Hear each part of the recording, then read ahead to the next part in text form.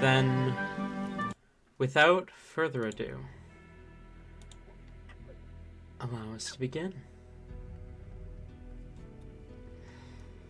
Last we left off, the party fled Adoria City, leaving it behind to fend for itself against the Illithid army that hatched within the circus on its outskirts.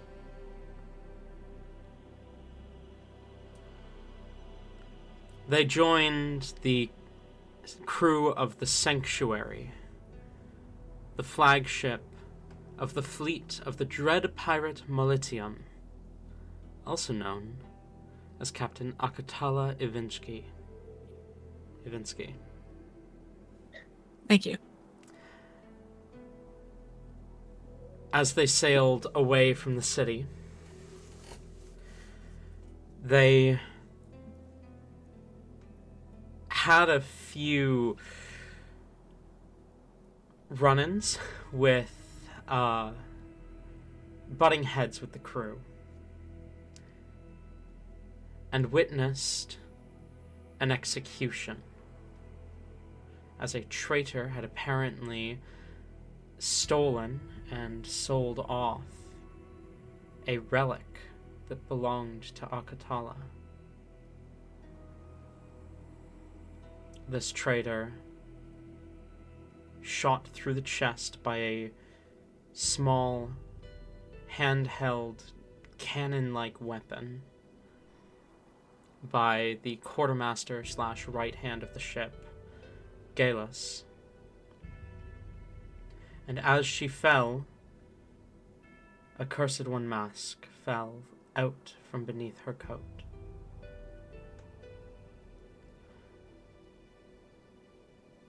The party discussed the next moves. Apparently the ship's current destination was set to be a place called Honor Among Thieves, about 10 days south.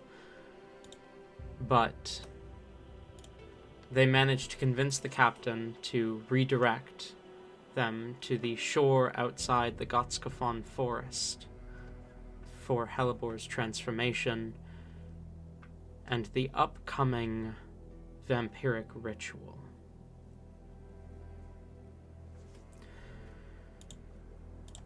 From here to the forest shore, it is about a half a day, especially with the assistance of Helicia's summon. Is there anything you guys would like to do? If I remember correctly, everyone but Rain and Akatala walked to the wheel, unless Rain went with them. So I listened back to the end of session, and Rain was supposed to be hanging back, so there could be a conversation, if I remember correctly. Yeah. Well, if he would, because we didn't hear you say that he wasn't going to, because you were also not there at the end of session. Was it asked? I can't remember. Was it directly asked for Rain to hang back, or no? I don't think so. It just wasn't. It wasn't asked for him to hang back or to follow them. So it's up to you what he would do.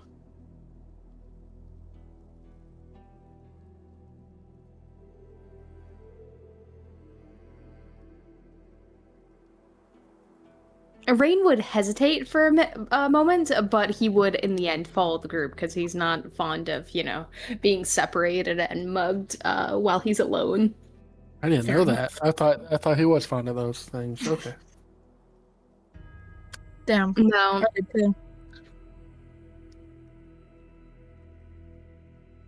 Not this guy. He's not very fond of. He's quite scared of being alone, actually. That's why he's got clearly attachment issues. If you look at just who he hangs out with, he's got massive attachment issues.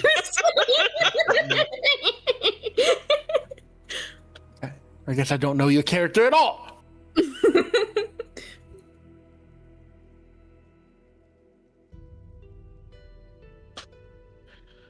So yeah. Yay. Yay. Yay! Yay. Verily, yay. Yay, verily yay. So is Rain following the rest of the party to the Yes. wheel then? Okay.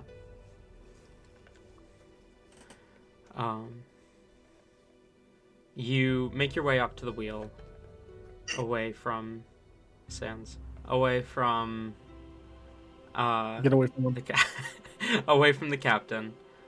What do you do?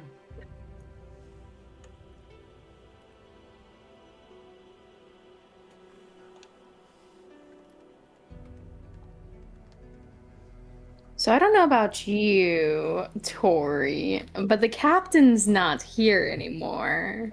I feel like, God. we could potentially.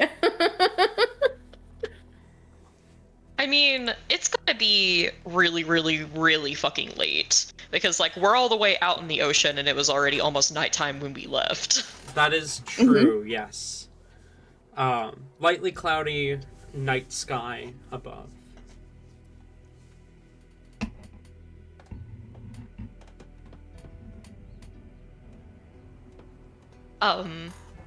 So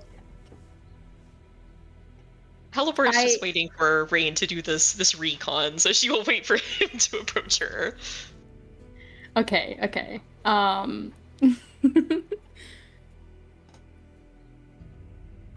Let me double check something really quick.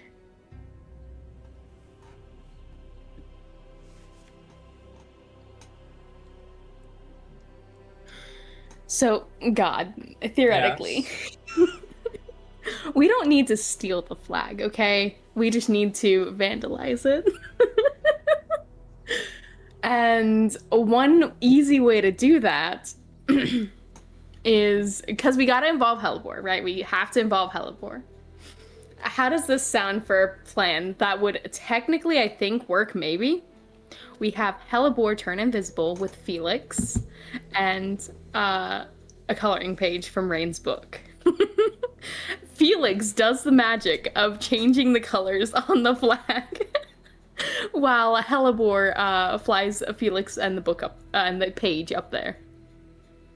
Would that work technically?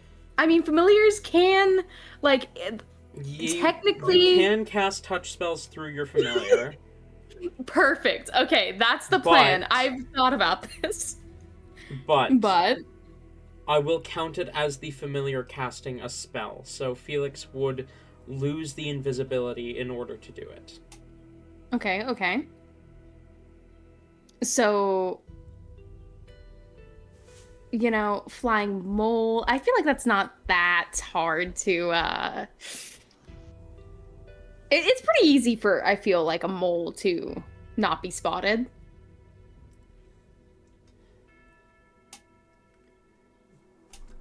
Are we trying to turn Hellebore invisible as well?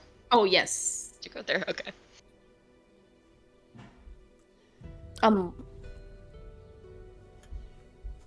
Do you tell Hellebore your plan? Okay, hear me out, Tori. We could also have Hellebore turn into, like, just a large bird of some kind. And carry Felix up like Felix's snack. But that would also draw attention to the flag. Maybe it's best for both of them to just be invisible at first. Yeah. Okay. Plan's been made. Love to hear it. Now Rain would... Oh, now we gotta get back to present time. We will worry about this after we... What exactly is the party up to right now? What purpose do we have the wheel? The wheel. I mean, how far back from last session did you listen to? Because they had a conversation up there with the guy that's actively driving the ship right now. The summon. Mm-hmm. Yeah, Helly's little boat guy that makes it to where, you know, my little boat guy. Yeah, the boat can't be unboated, you know? It's a good boat now. And it boats faster. It boats faster. we just came on and improved your boat, and then some people Actually, got salty about it. My boat is the best boat because I have. It's the best boat. There's never been a better boat. Okay, I listened to The the pirates, rest they of tell the me, recording. no best boat.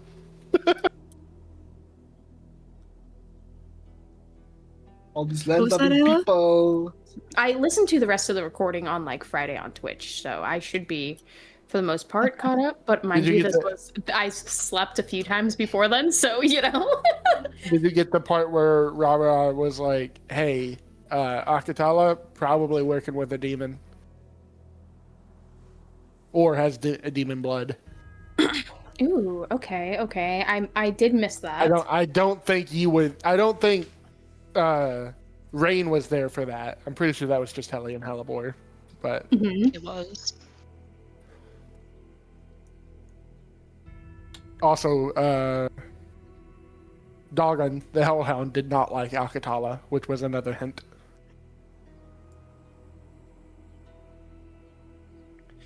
Alf wouldn't like Akatala either.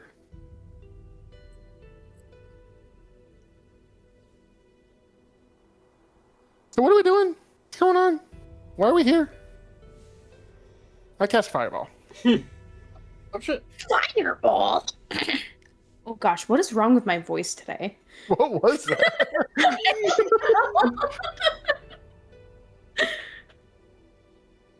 I don't imagine other than healing shenanigans, we probably have too much to get up to other than sleeping. That was Yeah. Helliver's plan, at least. Until you approach her, but... Bet. I like this plan. Okay. So, I do think at some point in the night, Helly would try to talk to Akatala again, but only if she could get a private moment with her. do we want to do that first? Well, I said some point in the night. I figured yours would come first. Okay, that works too.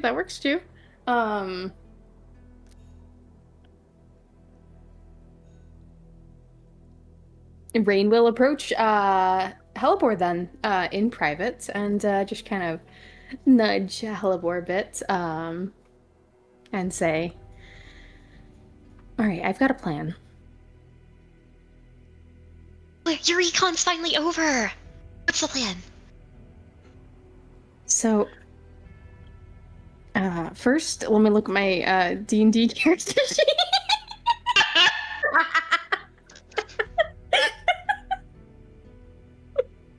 Give me a moment, it's loading. Give me a moment. Okay. So, Rain... Ooh, actually, so nothing can, be overheard. Rain will just, ask, can you do that thing where no one can hear us?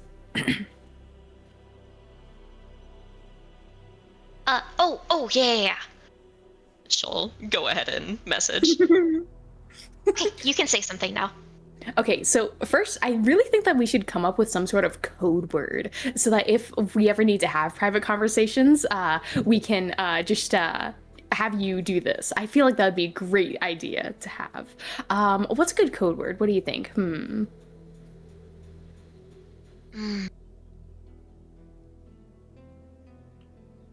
That's a good question.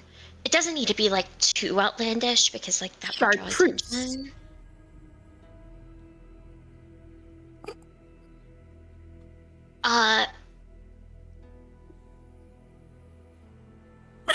Okay.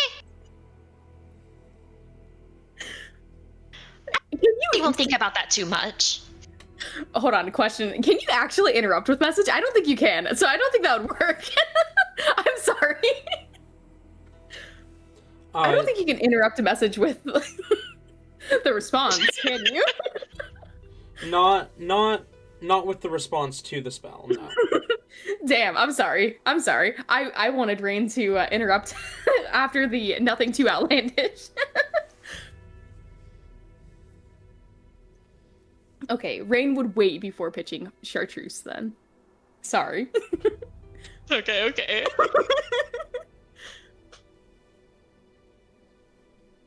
Do you know what chartreuse is? just so An you can ugly shade of green. so you can use it properly. In She kind of tilts her head a little bit. Chartreuse. Um. Okay, yeah. You're very, very colorful. Maybe like going forward, like somewhere on your clothes, you can have like at least like a little piece of chartreuse. That way, like if anyone asks, we can be like, oh, we were just talking about this piece of fabric, and they won't be suspicious. Maybe, I don't know. Chartreuse is kind of an ugly color, though. It is, but it is. I suppose I can manage it, though. I can make it work. If anyone can pull it off, it's you.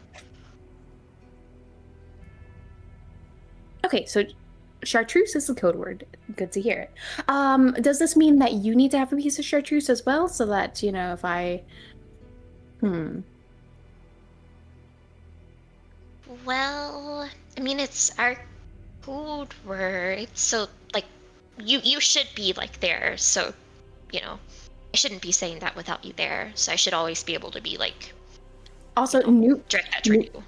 New plan. We should also probably have you and Helly also have a code word as well. You should talk to Helly about this. I feel like that'd be a good idea for plotting and coming up with plans. Right. Speaking of plans, I have a plan. A plan? Okay, what's your plan? Okay. So the plan is I'm going to give you guys a page of color. I'm going to summon Felix, and this is going to be a mission between you and Felix. You guys are going to be the main infiltrators here, okay? Okay.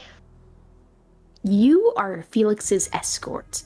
I will turn both of you invisible, and you are going to fly Felix up to the flag in the middle of the night, which it is night, so that works. Okay, you can do that. And then Felix is going to use his magic that I'll be loaning him so that he can, make the flag a bit more colorful, a bit more interesting, if you will. And I'll leave you two up to have creative freedom on the flag colors and everything. So that will be completely up to you. The both of you. But just make sure you're trying to be as stealthy as possible, and if need be, just take Felix, keep him safe, and if need be, you can always, go into water and dispel him quickly or something, if need to. I should make sure Felix is not scared of water. Really smart. Yeah, there's like a lot of it here. Okay. So now? We're doing it now? How, well guarded is the ship at the moment? Where's, people keeping an eye out? So, there are always people on the ship, on the upper deck. There are fewer now than when you first boarded the ship. You can see Galus is kind of keeping a general watch over everything. You see the boatswain Jacob is up on deck at the moment. You see up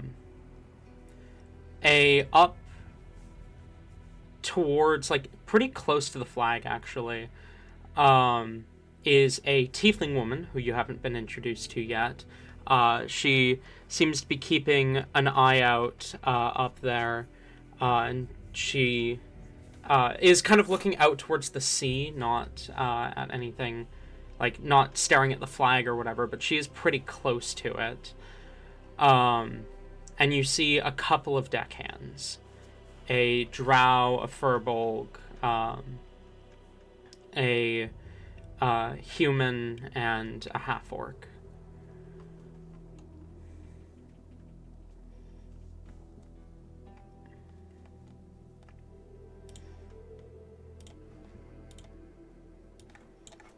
Okay, okay. I kind of zoned out halfway through that. I'm so sorry. I was answering your question. The cat distracted me, and I just like completely lost it. There's a few people that you can see above deck right now, including one person sat up in the crow's nest just below the flag. Okay, okay. Rain would point out the person in the crow's nest and just make sure. Actually, let me just respond to this in character. There's someone up in the crow's nest that you will need to keep an eye out for, and be careful. Make sure you avoid their detection if you can. Once Felix has completed his task, if you guys want, I can dispel Felix then if you guys have not been spotted, okay? That way it'll be just you needing to get down and you'll still be invisible. Okay, okay. What do we do if we are spotted?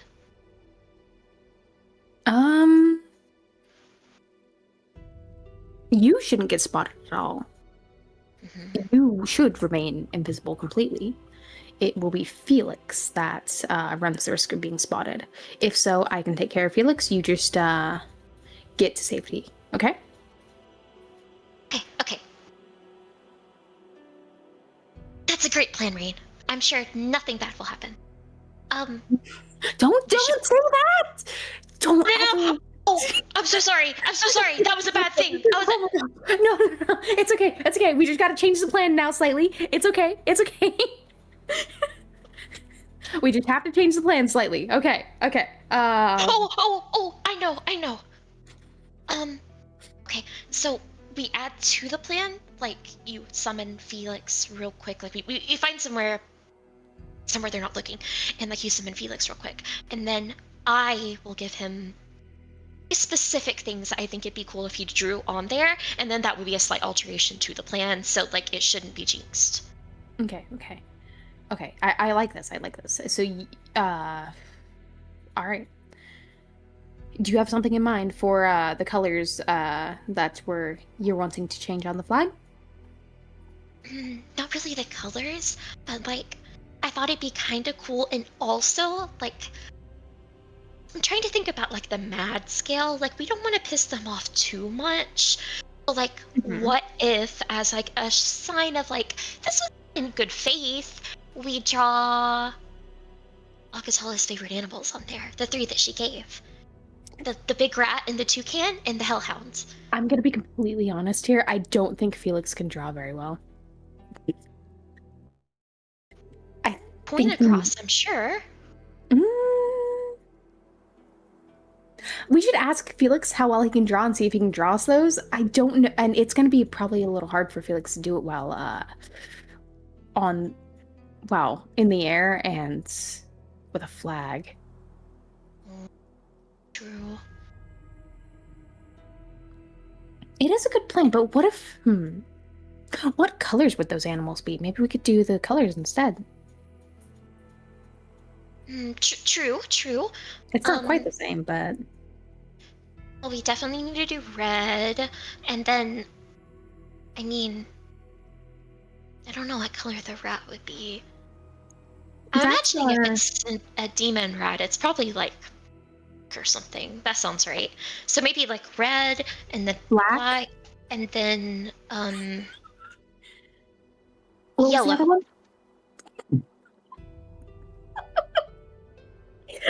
Aren't those the 3 colors on the flag already? Yes, it is. It is red, black, and gold. Yep. Halibor says that, and then kind of just looks back up at the flag. Rain, she's 1 step ahead of us. Guess we better get another step ahead of them then. All right. So, give me a moment. Let me see. Rain thinks for a moment. What if instead of those colors, we could reverse the colors? Oh.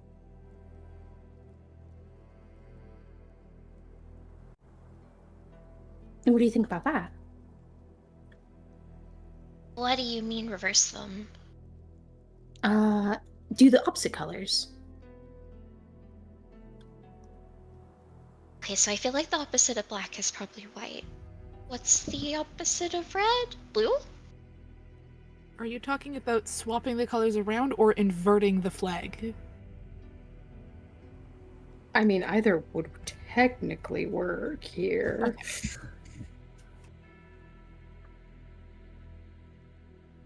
I mean, if you want, I can quickly invert the flag image, and you can see. That's genuinely what I was just doing. Hold on. So we've got blue, Got it. a darker blue, and white.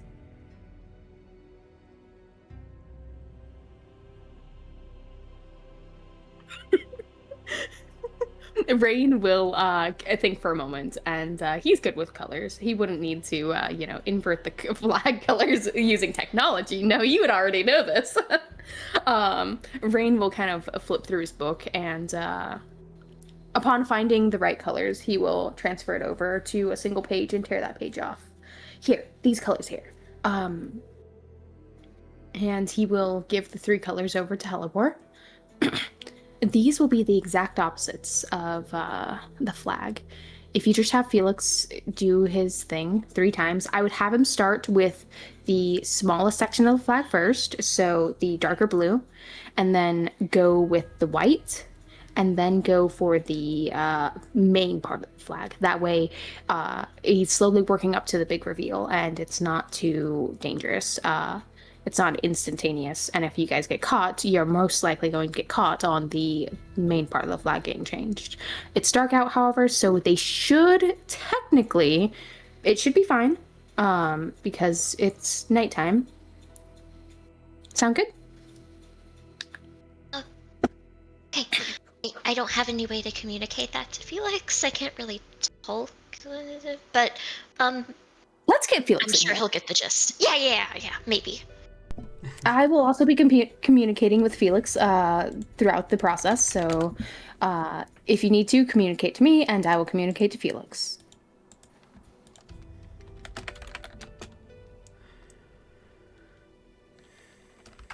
Are you summoning Felix then? Yep, Rain will be summoning Felix. Well, okay, first we're gonna make sure we're in a place that's not just like on the deck. Okay, you kind of slip below deck a little bit. Mm-hmm. And Rain's going to summon Felix within like his coat, so that Felix is not immediately visible. Hi.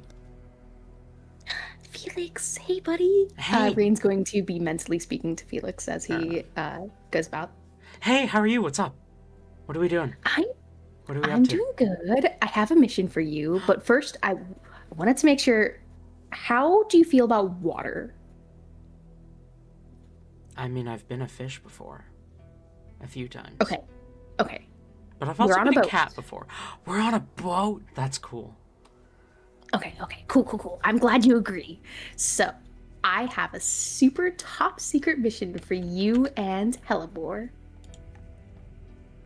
Okay. We are currently on the ship of, well, they're not an enemy per se, but we're on the ship of someone who's potentially an ally. So, we need to leave them a little parting gift. And Rain will spend the next, 10 minutes walking Felix through the plan. Okay. He will also relay everything to back and forth between Helibor as well. Let me check something really quick. How far away can Felix be for Rain to still talk to him? Let me see. Okay. 100 feet. Okay. What's the range of message? 300. No. 120. 100. Okay. Why did I say 300? How high up is the flag from, how high up is the flag on the boat? It's damn near the top. I don't actually know how tall. My boy? it would My be. boy? Stop it! I love you. Obviously. Wait. Message, the range was 120. Yeah. The flag is at 121 feet. I mean, I can't use it anyways while I'm up there. She can't cast a spell while well shaped. Yeah.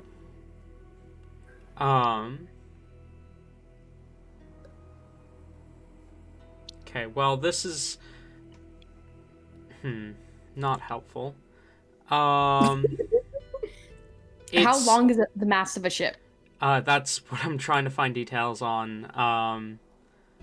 It's probably about 200 feet up. Okay.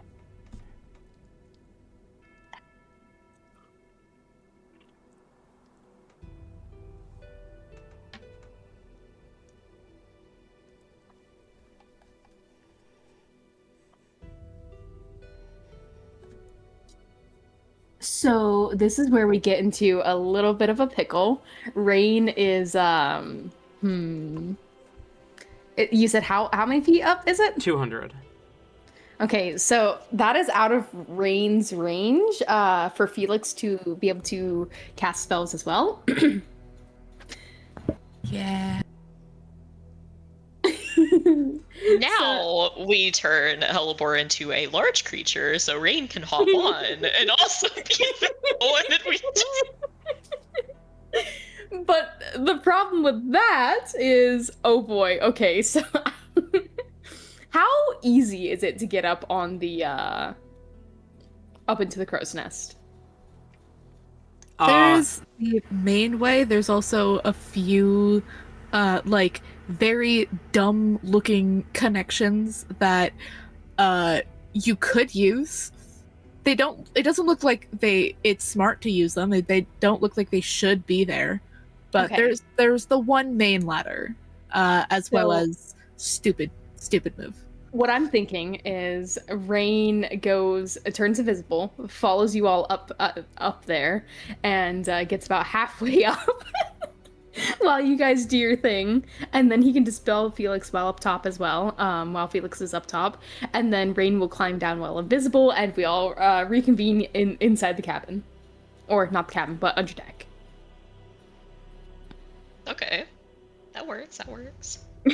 This just means Rain will also be invisible. So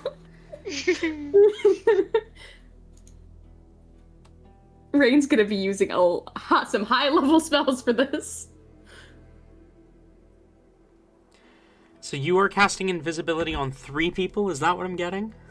Yeah, it's gonna be a 4th level spell slot, guys. Okay. And I just want to point out, it will also count as you casting the spell, so you and Felix will both end invisibility when you do this.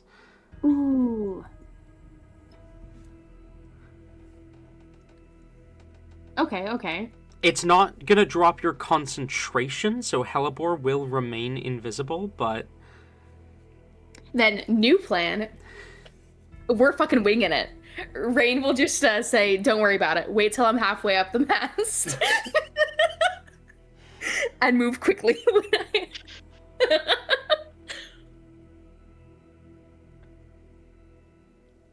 Are you invisibling 3 people then, or only 2? Nope, only 2. Rain's staying visible. And he's gonna cause a little bit of a scene, but, not too bad, hopefully. Oh god, okay. Yeah? Alright. What the fuck are you doing then? Alright, so once the plan is fully thought out and talked about, Rain is going to... What kind of creature does Hellebore turn into? She'll turn into a turkey vulture. Aww. Alright, giving both Felix to Hellebore and the paper to Felix, Rain will just nod and turn them both invisible. Rain will actually give the paper to Hellebore, however, and Felix will just have to... The colors will be divided up so that it's very easy where to tell, very easy to tell where the colors are on the paper. Okay. Like Rain will have a special fold on each thing, so Felix can figure out where the colors are, even though it's invisible. Okay. Sounds good. All right.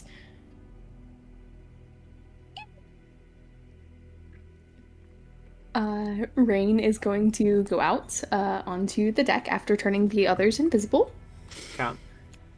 And is anyone looking? Is anyone like standing by the mast? You do see a like young human, could not be older than mid to late teens, currently standing kind of close to the mast. They seem to be double checking some of the rope, some of the rigging. Just you immediately clock they're just trying to look busy because Galus is watching. Okay. Rain is going to press. Well, fuck. Oh, he can't press digitation. Well, actually, no, he can. This is fine. Yeah, this he is can, fine. because he Okay. won't end his invisibility like that because he's not invisible. Yeah, he'll wait till give time though for Felix and the others to be up top by the flag. Felix and the others is hilarious considering there's only 2 of them.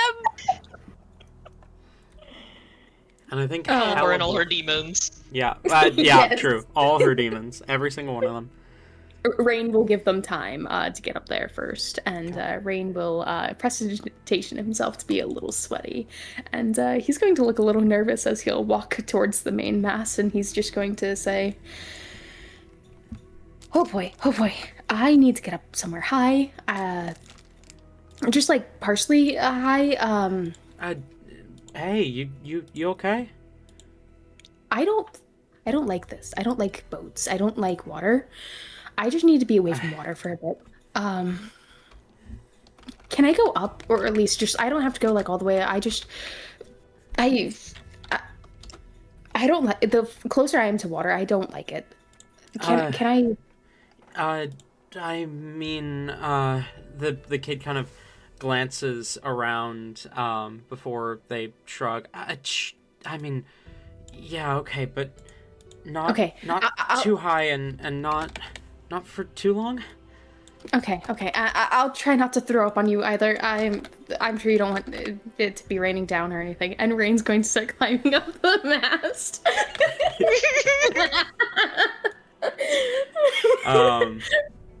Okay. What? The kid seems kind of nervous as you climb up, but Rain is going to climb up, and once he gets to his point, he's going to literally hug the mast and just wait. Eyes shut as he just waits. fair enough. Hellebore, meanwhile, you as a turkey vulture with Felix, both invisible, fly up.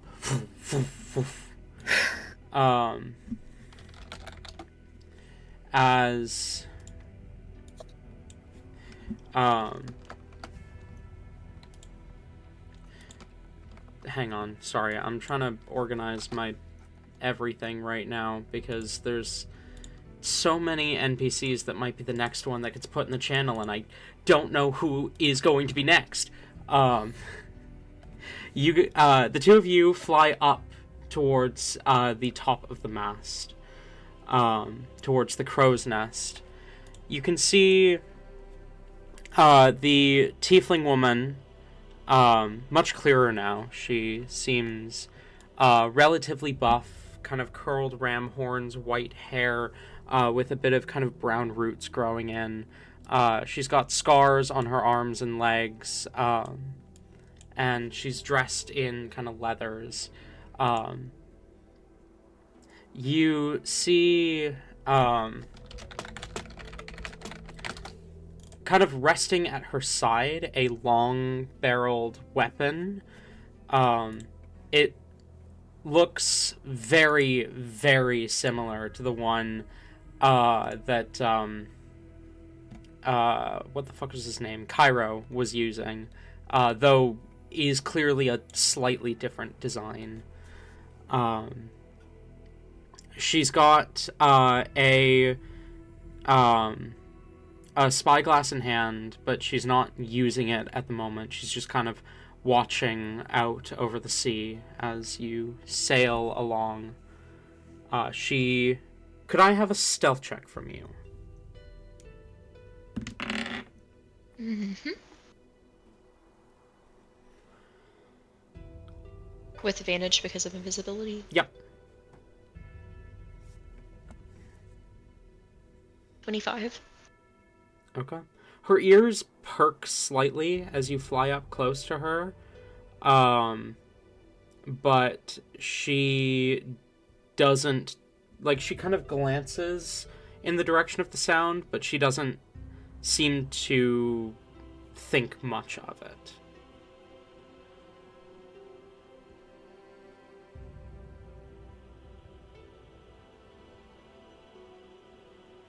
Okay.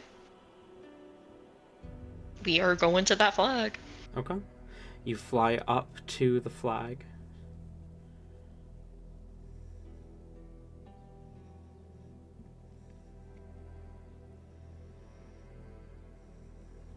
Rain, you hear Felix's voice kind of echo in your mind.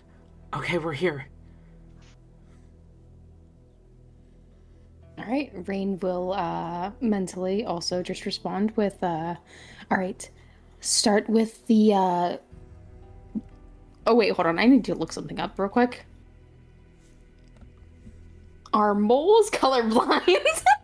I believe they are. I think they Moles are. can barely see at all. You did say that you folded the paper in a way that he'd be able to tell which one was which, though. Mm-hmm. Is that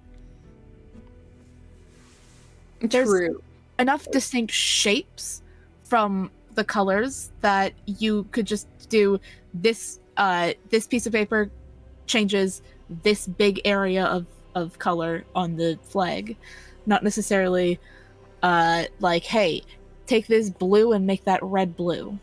Okay, yeah. That's pretty much kind of what I was thinking. That's what I interpreted from your words earlier. So I was also it makes trying to sense operate with that the fact of like it's going to be invisible, so it would make sense for them to have a way to feel it rather than see it. Okay, Rain will give the instructions to begin in the smallest area and go from there. And Rain will let Felix have access to his color heist. Okay.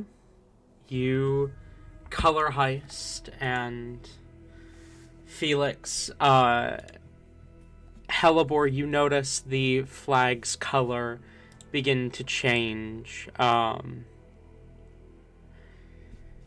I am going to roll a perception check for everyone on deck as the flag's color is changing. It's also dark out, so they should get at disadvantage, I'm thinking. it's dark out, but you're turning it from a darker color to a bright color. But also it is a decent ways up. So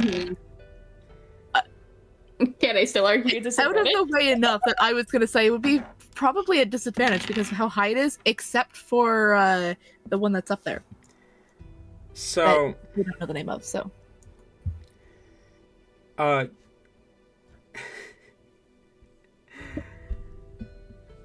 highest perception check of the people on the deck was a 15. The second highest was a 9.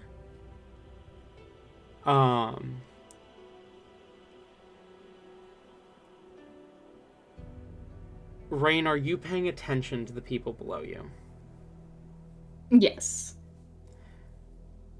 You do notice the quartermaster, Galus, seems to glance upwards, but just kind of turns back to look down at the deck.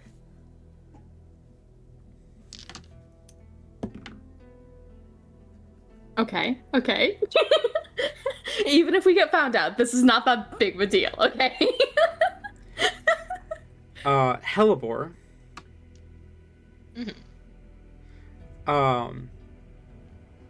As the flag's color begins to change,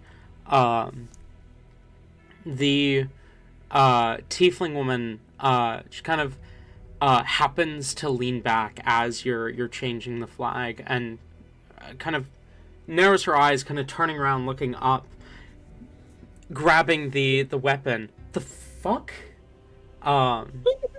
She notices Felix and seems even more confused. I'm gonna roll another check for her to see if she thinks she's hallucinating. Yes, she is. The situation that just happened Bro, you're crazy. makes sense. You're So crazy, bro. You're seeing shit.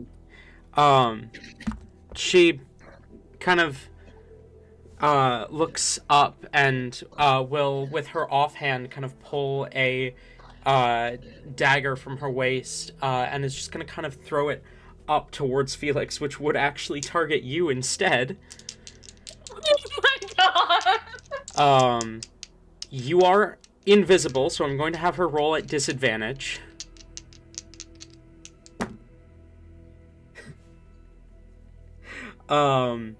That is an 11 to hit, which I assume misses.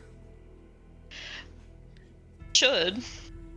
As she kind of throws the dagger up at you, you manage to kind of shift out of the way as she says, "What the fuck?"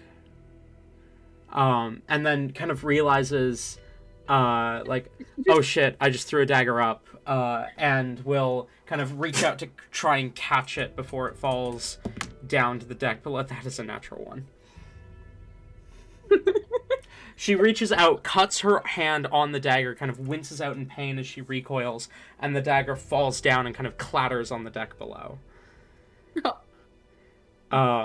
Rain's on the mast. Hold on. Yeah, the crow's on the nest is direction. wider than the mast, though. Okay. Okay. So the dagger doesn't hit anyone. However, a dagger falling from the crow's nest does draw eyes upward. At this point, though, you have finished the casting over the course of this happening. Rain's dispelling Felix. Okay, Felix is gone. As multiple Elbor's people... getting the hell out. Multiple people kind of glance up towards the flag, seeing it now inverted in colors. Some people kind of rub their eyes and kind of squint harder to look at it, whereas like others kind of narrow their eyes, tilt their heads, or look away. As you fly back down Hellebore,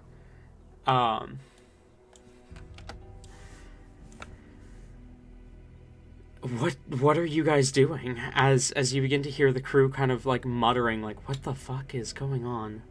Rain's going to, once he feels like he's given Hellebore enough time, he's going to cast invisibility on himself now. He went up and he never went down. Okay.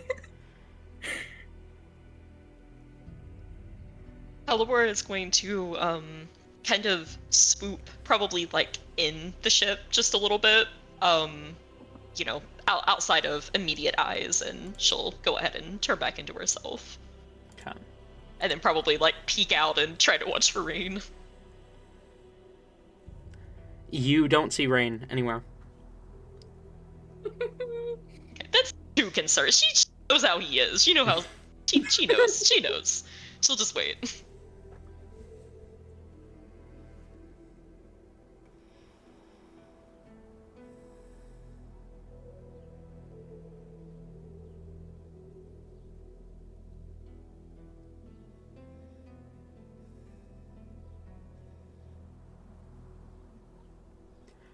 Rain, you see Hellebore kind of looking, poking her head out to the deck.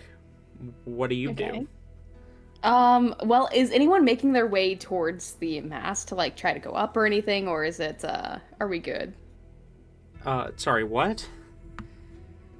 Rain is currently invisible. Yes. He casts invisibility on himself, Yes. but he's still halfway up the mast. Yes. So he's is anyone like approaching the mast at all? Like, is he going to be caught in between? Not at the moment, no. Though you do see a drow man, at least seems to be considering climbing. Rain's going to try to start making his way down. Okay. You make your way down the mast. Go ahead and roll an acrobatics check for me.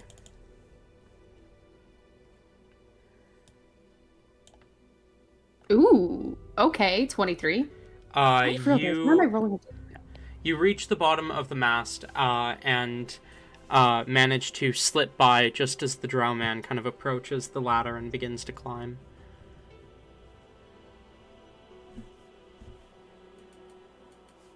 All right, Rain is going to make his way back over to Hellebore now.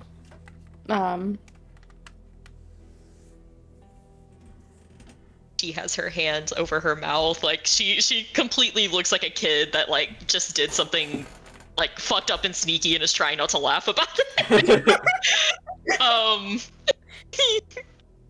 She'll message as you wait. Did you drop the invisibility? Not yet. Rain will drop it when he's like next to Hellebore. Okay. When you drop it, like she'll kind of like lean over and give like a celebratory just like existence. Like she'll hug you real quick.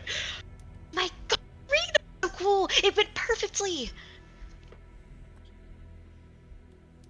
It did. Let's just hope well, unfortunately because I was involved, they might suspect it was me, but it's okay if that happens because you guys won't be at all. You won't be at all involved in this, so you got away scot-free.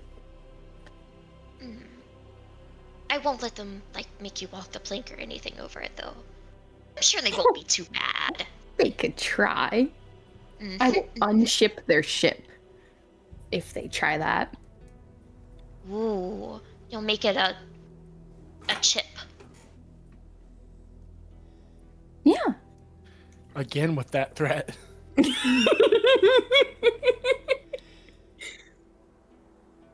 I don't want to have the opportunity to unship the ship, but I want to unship the ship. What does that mean? I'm not spilling. Illa's got a fucking 20th level spell under her belt somewhere. Unship the ship. Can you then re-ship the ship? Oh no, your ship won't be able to ship again. Okay. She will kill you if that happens.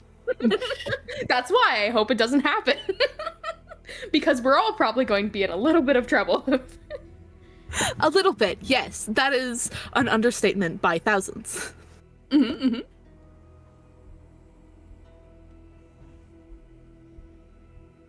Well, Helper is tired. She is going to go honk some shoes. Yes, Fair go enough. honk the shoes. Rain's going to hang around and just, Admire witness. his work. You the guys- cry.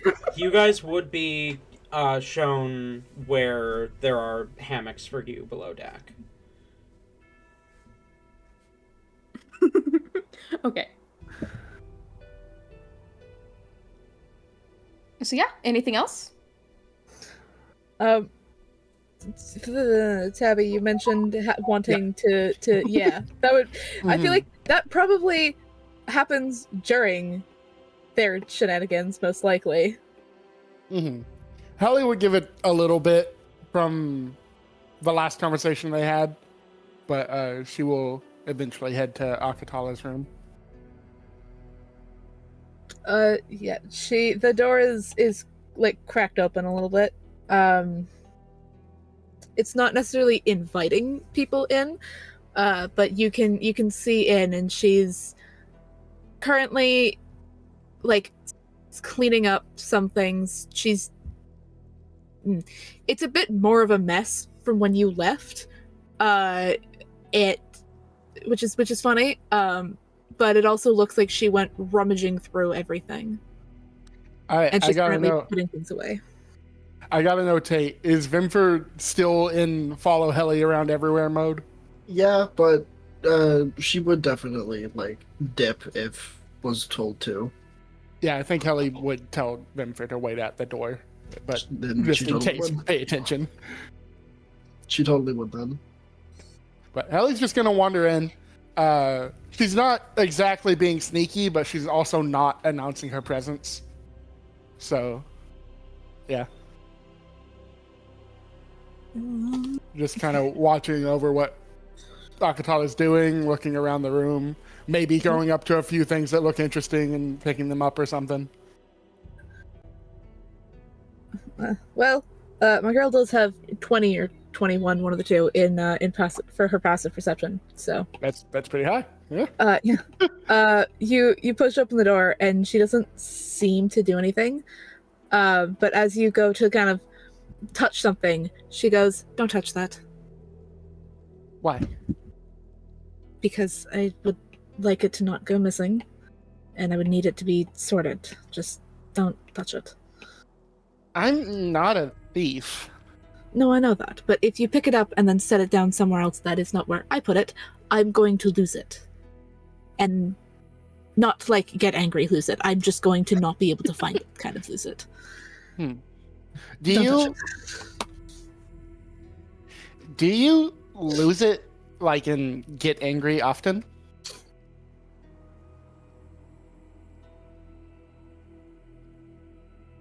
Well, she kind of stops and turns to look at you. When necessary? Is this about Merida again? No. And it was necessary at that point. I guess it's more about Doggin. Oh. Yeah, I'm a little confused at that one. Oh yeah. But, I mean, like I said, good judge of character. Doesn't have to. Like me, so. Would make no sense not to. So. Why is that? I'm not a good person.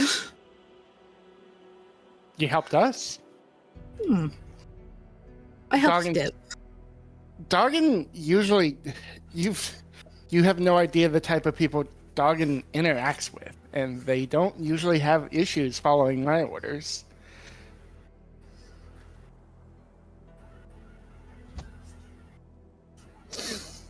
So, Helly, we're kind of if there's a desk in here, Helly's just gonna sit on the desk and say, "So, why would my hellhound not like you?" There is a desk. It's the same desk that she was leaning on earlier. Mm-hmm. As you kind of sit on it, her eyes flit immediately to the crystal heart that sits atop it.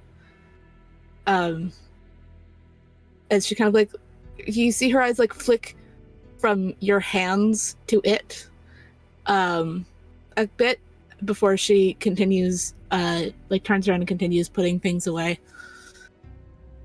I don't know. I don't interact with hellhounds or really any being from the hells often. Often. But you have before? A couple times, I think. When? Uh, Also, can I roll insight on you for the you don't know? Yeah. 13 on the dice. I don't think I have a modifier. Let me double check. No, I don't. 13.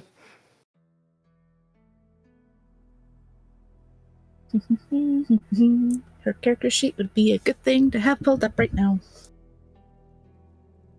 Oh yeah, fuck, we're fine. For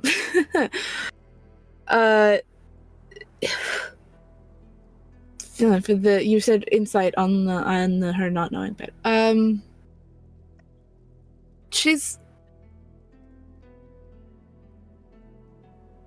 you're not really sure. It's really hard to read her right now. She seems to have gone, like, her emotions seem to have gone really flat as of now. She's not as expressive. There's hardly any sort of, like, there's really no emotion on her face right now. There's hardly any in her voice. It's pretty hard to get a read on her.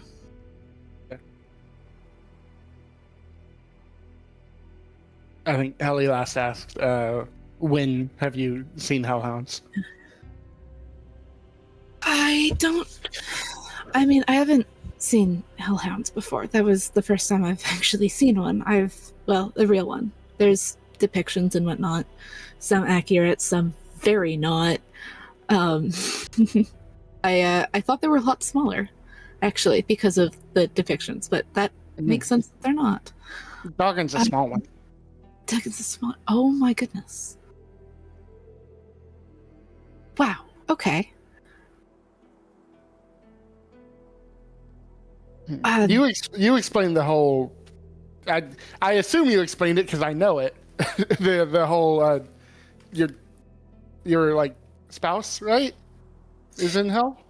Remember that, right? I don't think she explicitly said why.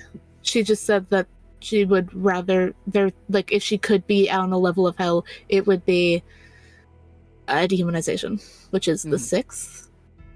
Mm-hmm. I think. I don't have it up right now.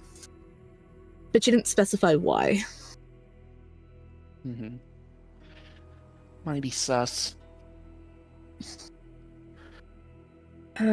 But no, as for other beings of hell, I don't know for sure. Really. There are some that like almost radiate the fiendish energy of the hells, but I don't know if that's just they have a strong connection to them or not. I don't really ask. It's not too important. Creatures? People. People. Well, creatures still kind of works for the ones I interact with. Pirates? The people. Pirates. Thieves. Not pirates. Thieves. Couple. City guard. APS. Nothing more than that. Common folk. I do tend to try and avoid nobility, head on at least. I fuck with them time to time, but head on I try to avoid them as their I'm better than you attitude that most of them have can get really annoying really fast. Kelly kind of raises an eyebrow at that. She's not looking at you right now. Is that so? Yeah. That's why I tend to stick to the docks for the most part. And that really worked out for you this time, didn't it?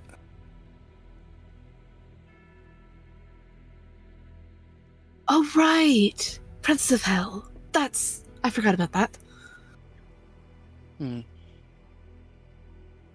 Of treachery, specifically the 9th. But maybe one day, hell. Ooh. Fancy. Is there more princesses of hell? I could have sworn there was just the ones in the 9th. Do others have the title of princess? You see as she like air quotes around princess. Not really. That's one Mother claimed for herself more than anything. Oh. I guess yeah. Then your mother Terry would it be Zadie Terry? I don't really. Your mother would be the princess of hell, and then you would be the princess of the 9th. That makes sense. Yeah, I could see it like that. Okay. So then, of these people that you've met that give off infernal energy, how do I rank among them? I would assume the most. Me and Ben. Maybe Philly. Philly?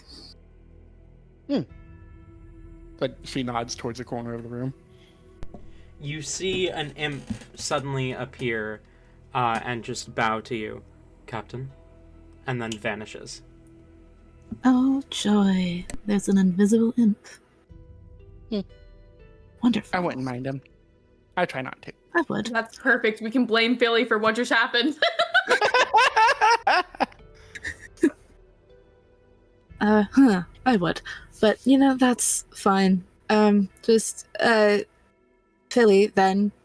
I'm sure you're fully capable of this, but just try and not be in paths or doorways, especially because things can go wrong at any time and people start rushing.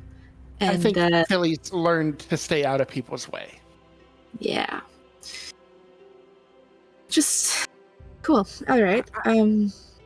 You, Philly, them for.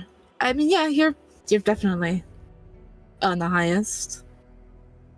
No So- one you've met has ever been more fiendish than us. Because, I mean, me and them, we're only half devils. I don't know. Hey, God. Probably not. Yeah, I had a feeling. She kind of thinks for a minute.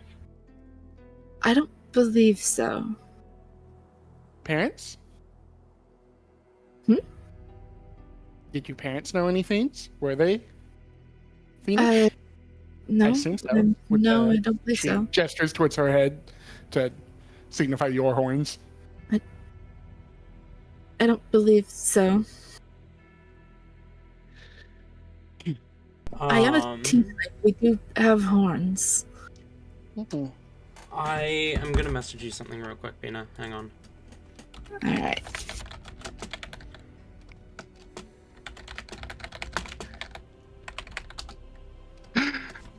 I'm trying my best to figure out how to to figure out how to say this without saying it.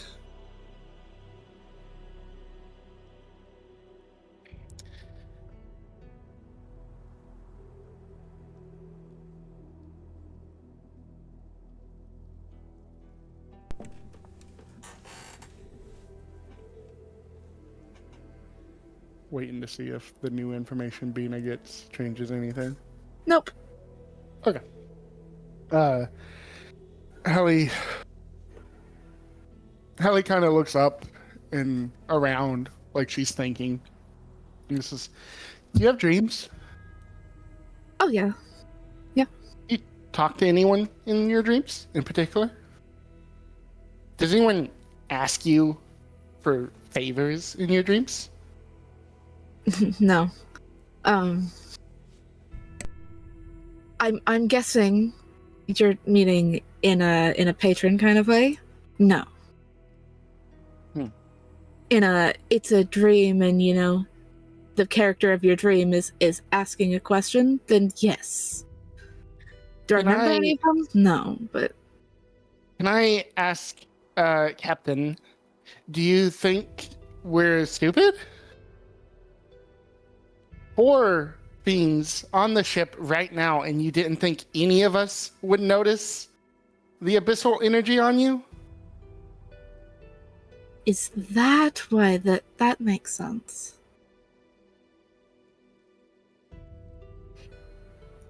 I mean, I wasn't gonna bring it up.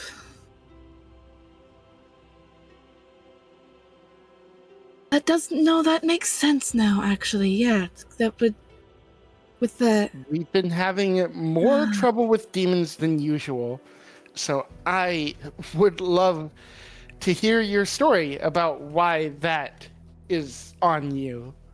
oh, it's a curse.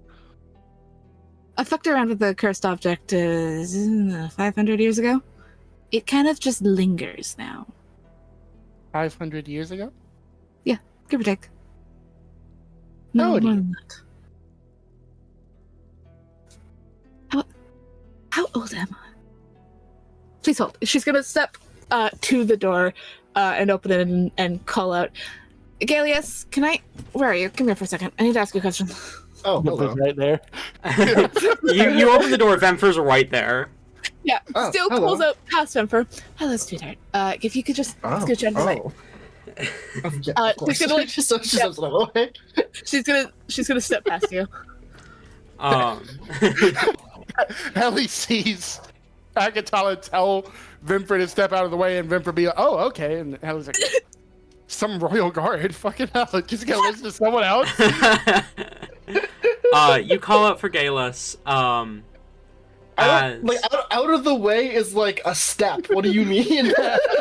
It's any amount is enough right now. Fair enough. You call for Galus as he kind of looks at you, glances up at something, and then will approach. As he approaches, he says, Captain, I think you should know. Hold up, but question. We've been sailing together how long now? Oh god. 500 years? 600 years? What? And I was in Young. so the no. It's an impressive amount of time. Just don't. Oh, you that's look what it at is. them It's like, you mortals live that long usually? From what Mother has told me, no. The oldest certain most races get is typically around like 100, 110 at most. They live like a couple of weeks, right? We Something like that. elves tend to live closer to 700 to 900 years. That's why I specified most races. But No. yes, most races live, well, gnomes and dwarves tend to get up to the 600 range. Halflings 2 to 3. Winfrey, I And then didn't there's- realize you were into older women. And then there's ones like me. Sis, you have no idea. Who do you think I am? And then, of course, there's the ones like me where I'm bastard child between a tiefling and an elf. So I have fun. some of the elven lifespan. However, that changed. It's you asked how old I am. I think if I've gotten my math correctly, as of a couple weeks ago, actually, I am 666. How lovely. Oh, cute. Yes. Well, Did we ever come up with how happy old belated Jennifer- 665th. I Oh, hope thank you did something healthy. I don't remember if we did. We were sailing, so I don't think we did anything. I don't usually celebrate it. It's not Unfortunately, really it's a a big one. celebration. Was that the day we were attacked by one of, the Rat Lord's crew? Oh, was it? I Oh, believe, that would be I believe we set a boat on fire for your birthday. right. We did. that's Oh my cool. goodness. She kind of like clutches her hands to, like across her chest a little bit. Oh, right. Yes. Now, Timing was wonderful. Captain, I do think you should be aware. I believe Of what? I believe one of your guests has changed the color of your flag. What do you Jennifer think? shoots Sally a look. Change the color of the. How? Like, It's like 200 feet in the air. How the fuck? She excuse steps me, out and we- looks up, and it's just. Why is it blue? You see, as you look up, you see Horace is currently talking to Callie up in the crow's nest just below the flag. They seem to both be looking at it. Kelly's like fucking muttering on your desk, like, you're talking about something important, okay? Why is it blue? Where? There are. You've been in here. Points to Helly. You've been out here. Points to Vemfer. Yes. The imps in there as well. Where are the other? Can't blame the imp anymore, guys. Fuck. Who cares if the stupid flag is blue? I need to know why you're abyssal. I'm not. The staff was. Hold that thought. Where are the other two? Looks to Galeus. I believe I saw the half-elf on the mast earlier, though I'm not sure where he went. Of course. Look, it was probably rain and it will wear off. Just ignore it. I believe the princess is getting impatient. Perhaps you should return to your conversation, Captain. I will find the other two. It's my flag. I Why will, is it blue? I will make sure they fix it. Thank you. The poor thing's been through enough already. With its original ship sinking, with its captains dying, I would rather it not be tormented like this. I believe Horace is getting the story from Callie at the moment. Oh, wonderful. What the attachment you have that to that How flag? She's been up there the whole time. How did she know? Did she not notice or alert anyone? Like I said, I believe Horace is getting the full story. He's getting that. They're yes. I will. I do think in this time, while you are deliberating over the flag, Helly is like sighed and rolled her eyes and looked around the room, and it's now starting to pick up things on your desk and look at them and move things around. What kind of things? There is. She's not picking up your crystal heart, but she's Okay. like, Okay. she would probably look at some papers. Yeah. Okay. A lot of the Rifling papers through some are, documents. the I mean, papers. she's not like getting up to go through the drawers, just whatever's on the desk. A lot of the papers are either like shipments, like to and from places. There are some like scribbled notes. There's also like a couple like ledgers. One of them is full of names, and next to the names are other like there are like names of people, and then next to it seem to be other names. You kind of glance around until you see Sanctuary written on one of these second name parts, and you realize these must be names of ships. By the looks of it, she's keeping track of the crew and on each of the ships. Yeah. There's nothing overly interesting on the desk, though. All right. Well, with that in mind, I think Holly's going to look around. All these papers are boring. Pirates could keep cooler papers. And then she glances at the crystal heart and then back at you while you're talking to Galus, and then like reaches to just kind of touch the crystal heart and see what that's about. I feel like this is fucking perfect timing. As you reach out to touch the crystal heart,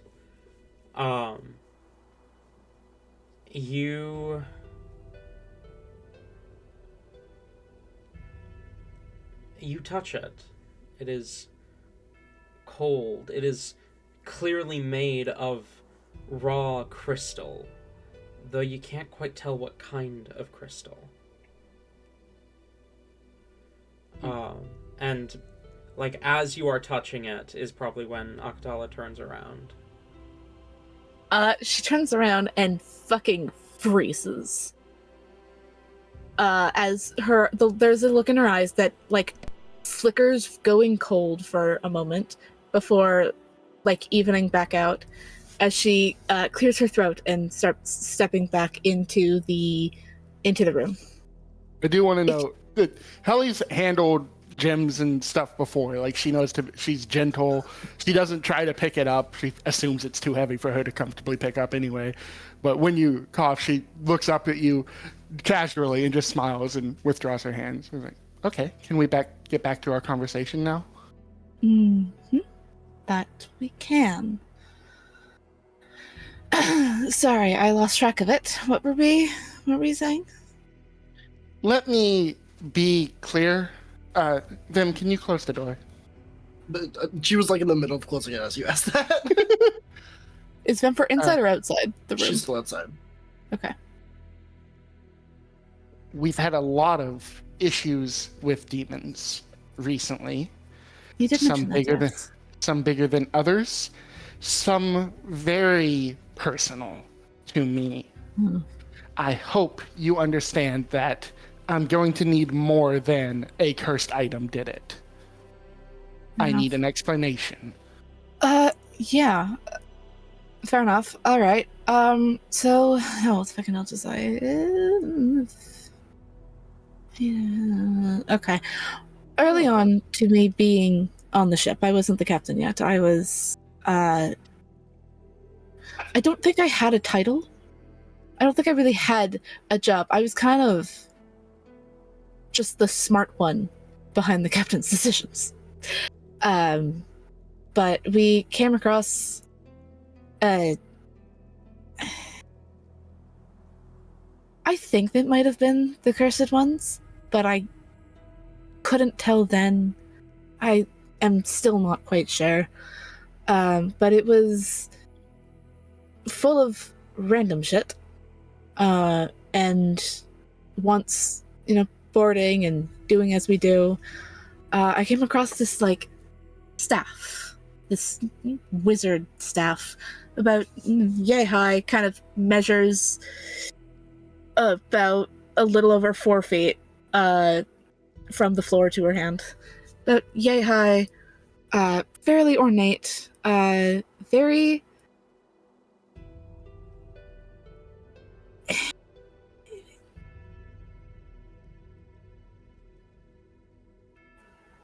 I would... It didn't sense evil. It just was very obviously magic. And, of course, us doing what we do, I grabbed it. And about 4 minutes later of me holding this, give or take, it kind of started to glow. It kind of had these, like, beads in it that started glowing this weird shade of purple-ish. And once that happened, it kind of clung to me. And it wasn't until a while later that we realized I was not aging the way I should have been. And that's when we pulled this thing back out. I don't remember who we took it to. However, whoever we took it to has kept it, and I have not been able to get it back. But essentially, weird, demonic staff did something to me. I was the only one that actively touched it. So, yay. And all it's done to you is just stop you from aging? That's all I've been able to tell. That doesn't really fit a demon's MO.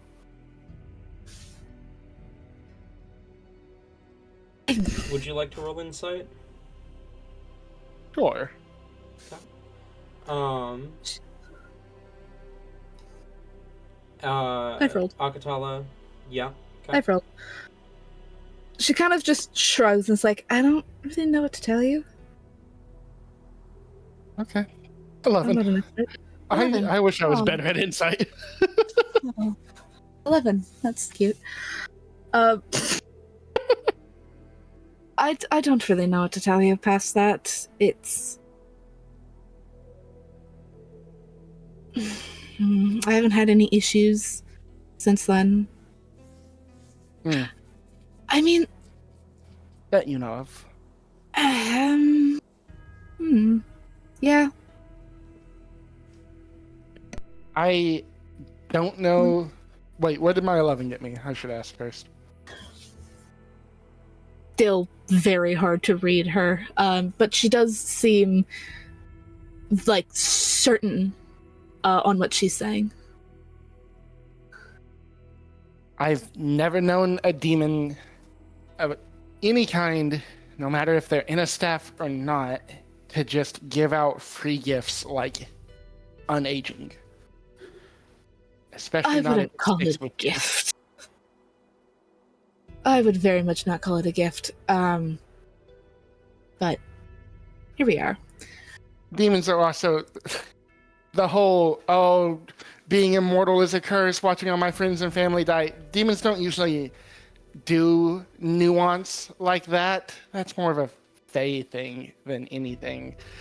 Demons are more kill everyone you love right in front of you and then kill you.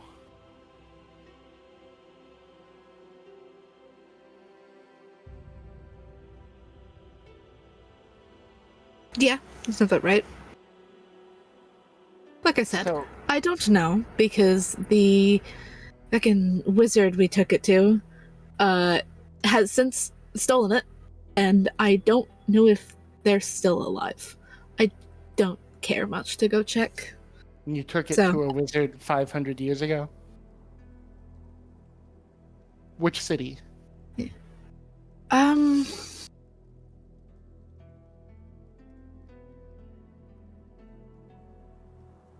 Oh, fuck. Hold on. She's gonna go to one of the, like, file cabinet drawers that she has, and she starts pulling them open and rummaging through for, like, doing this for another few minutes, before pulling one open and going, where the fuck? There. Okay. It was in Hesta,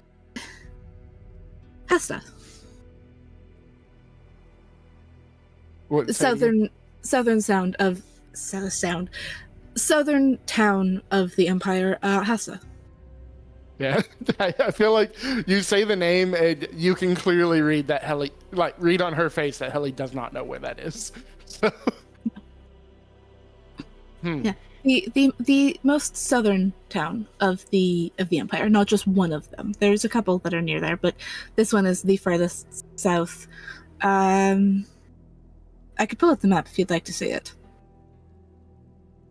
That's fine. I don't think it would really help me anyway. Fair enough. She puts the small folder back and closes the cabinet. Anyways, I guess that does make sense when it comes to everything. So, were there more questions? What's the heart? A memory.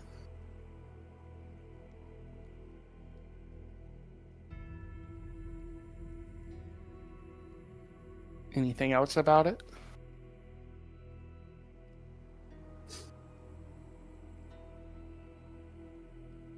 Not for you.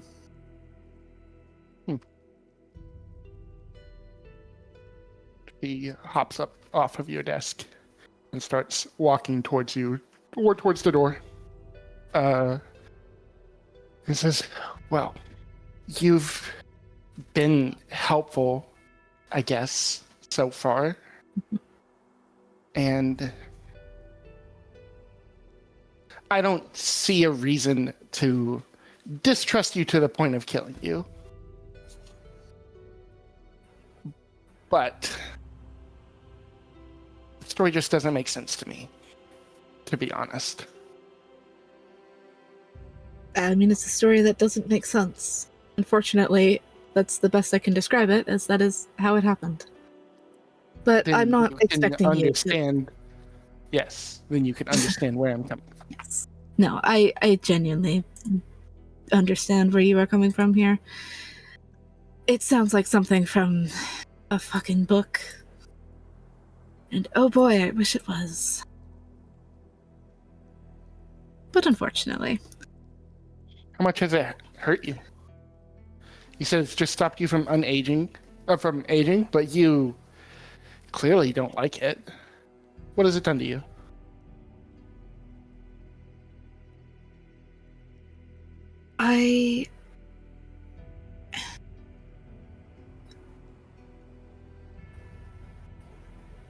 I live in a sense of...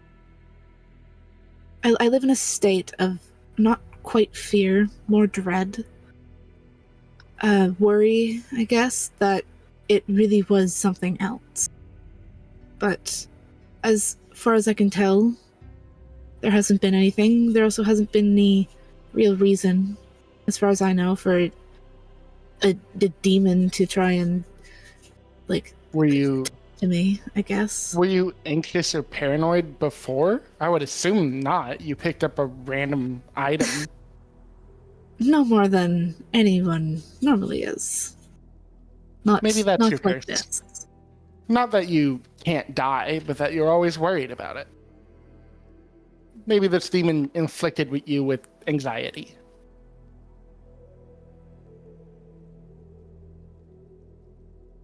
I mean, I don't know too much about demons.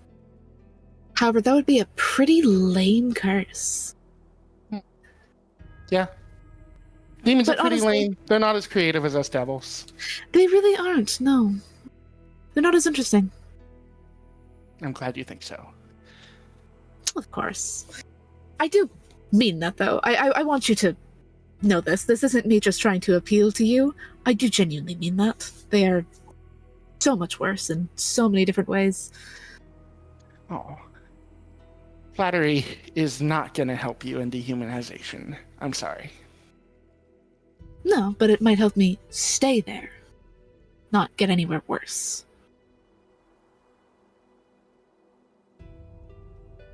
We'll see. Okay. I'm going to bed then. All right then. Yeah.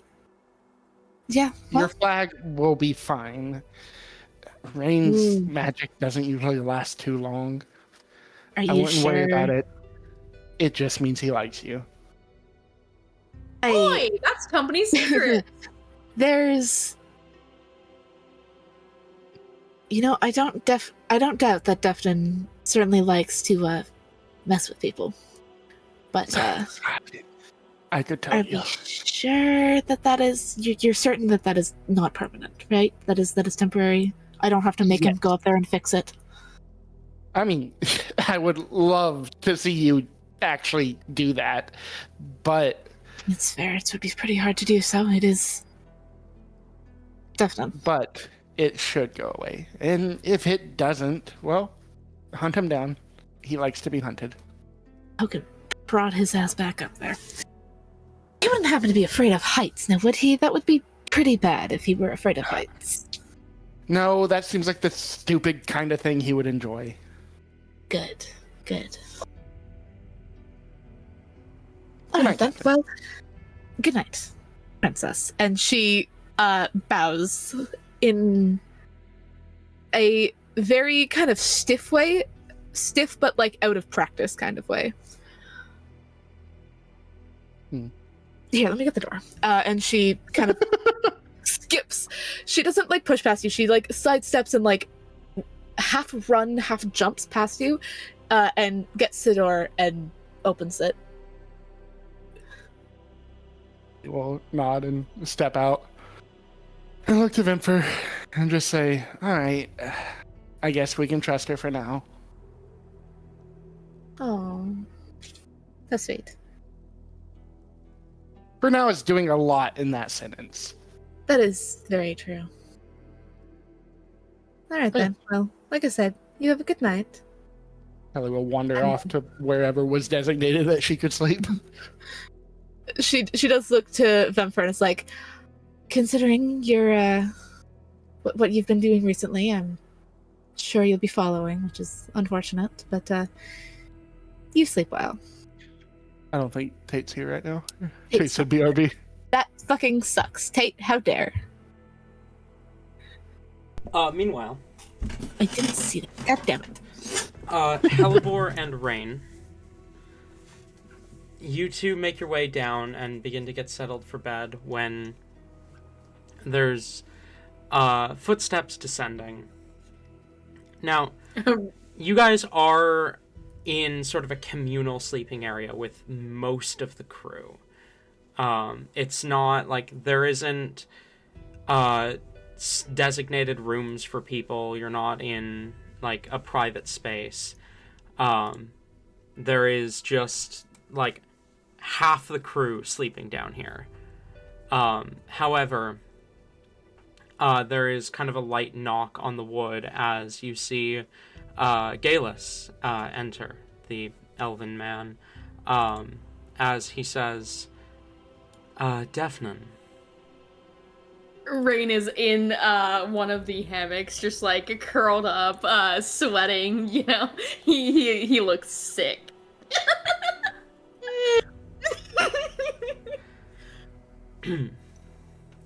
Hmm. Is that permanent? Hmm. The flag. What? Is it permanent? The flag? Defnon, Have you know, the flag wasn't me. I am over 700 years old. I know what a wizard's familiar looks like. It was not me. Is it You permanent? can- Yes or no? It shouldn't be permanent. How long? Rain will just shrug. You said it was a wizard's familiar. Don't those vary in strengths? Defnon, there is no wizard on this ship before your crew arrived. Well, I'm not a learned man like that. I've been on the streets most of my life. We know it was you. How long does that last? Again, I just want to clarify. I did not do that. I'm willing to do a truth spell or something if you guys would like. If the flag has not reverted back by the time we land, you are painting it over by hand. Oh, is that a And promise? Galus turns and walks out.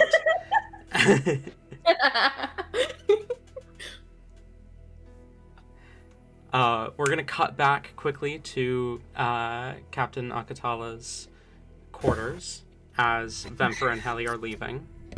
God damn it, I have to do it again. Get fucked idiot. I'm so bad at this, and I Fuck didn't it, realize yeah. you weren't here. So now I have to Lol. do it again. Holding you at gunpoint. Do it again. Do it again. All right. As Helly is leaving, before Akatala slowly starts like re-entering the room and closing the door behind her. 1 second. My roommate's on the bed. 1 second. Woohoo.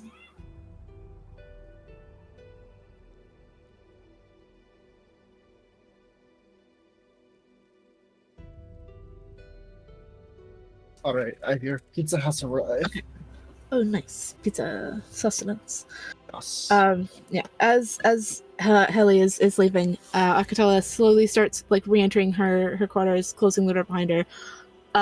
Before kind of looking at Vemfer with the door a little more than half closed, and is like, given how you've been, I guess, doing your job, unfortunately, you will be following. So, which is upsetting. You have a good night, darling. And I wish the same for you, Captain. I look forward to seeing more of you in the morning. The issue is Vemfer isn't very flirty. I want to be a freak, but Vemfer isn't vocally as freaky as I want her to be, unfortunately. She just Vemper's a quiet freak. she's a quiet freak. She's vocal in the way that she's gonna growl at you, but like that's gonna it. You hear almost like a little hiss as the door closes. Vemper just kind of like stands at the door for a second, and then we'll like is there for maybe like 2 or 3 seconds before turning to follow Helly, like not showing anything different, but like noticeably just like okay, and then turns to follow.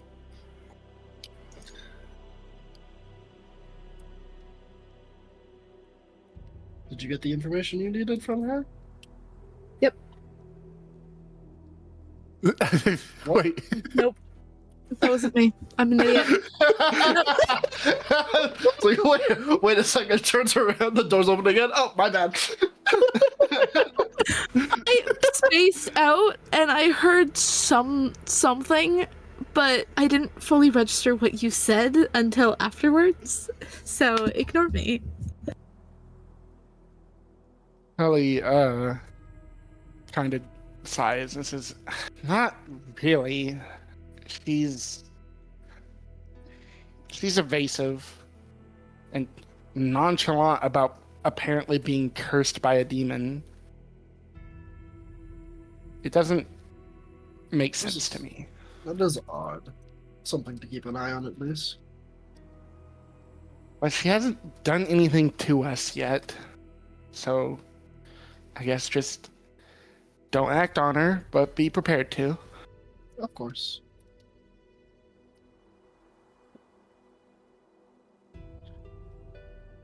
It's not like she really has anywhere to go right now, so. I mean, if nothing else, I mean, is she a good fighter? What do you think? She did quite the number on me in the tournament, so I would say she is. supposedly that others have failed. Like, they've failed to stop any of the rituals that has happened without us there. It might be a good idea to see if she can bring her crew. They would make quite the asset, I will agree, but if you deem them untrustworthy, maybe you think on it for a bit longer. I don't think the demons have anything to do with the vampires. I trust her more against them than the cursed ones. Understandable. I can see where you're coming from. And we already know she's not with the cursed ones. So all that's left that she could be working with is Icarus. Probably the worst one to be working with.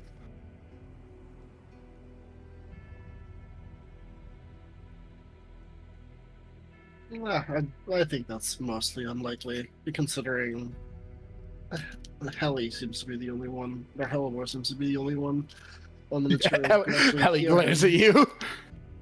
My bad. Excuse you. Bitch. Sorry. You two have too close of similar names. I will be screwing this up. Mm-hmm.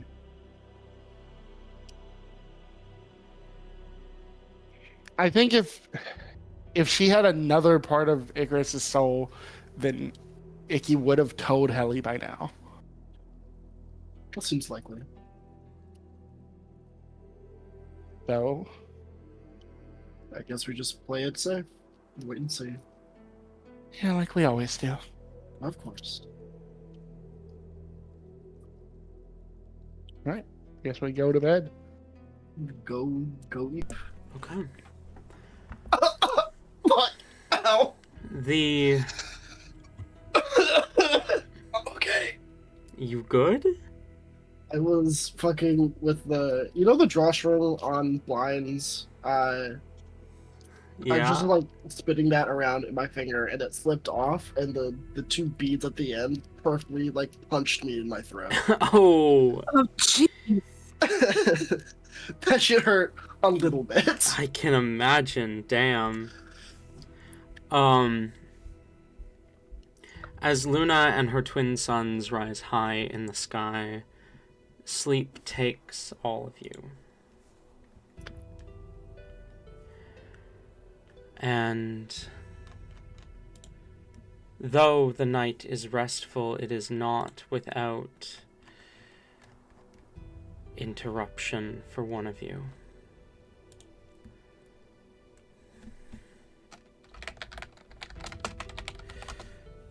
Captain Akatala.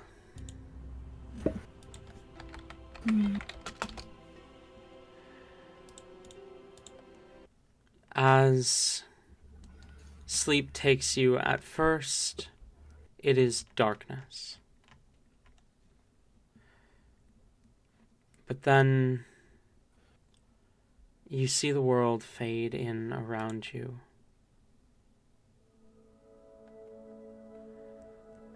You are floating between familiar marble halls deep beneath the ocean.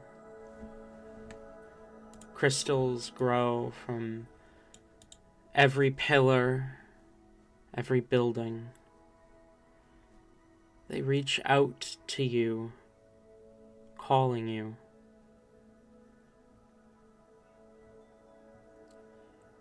The sea calls your name. The city tries to speak to you.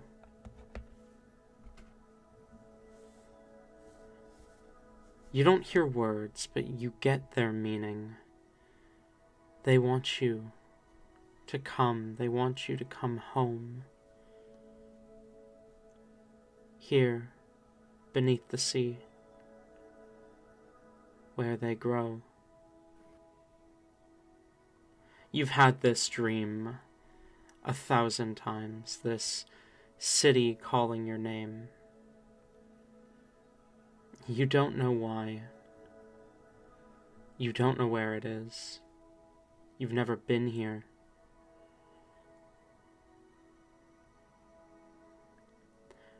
But then something changes. The water darkens.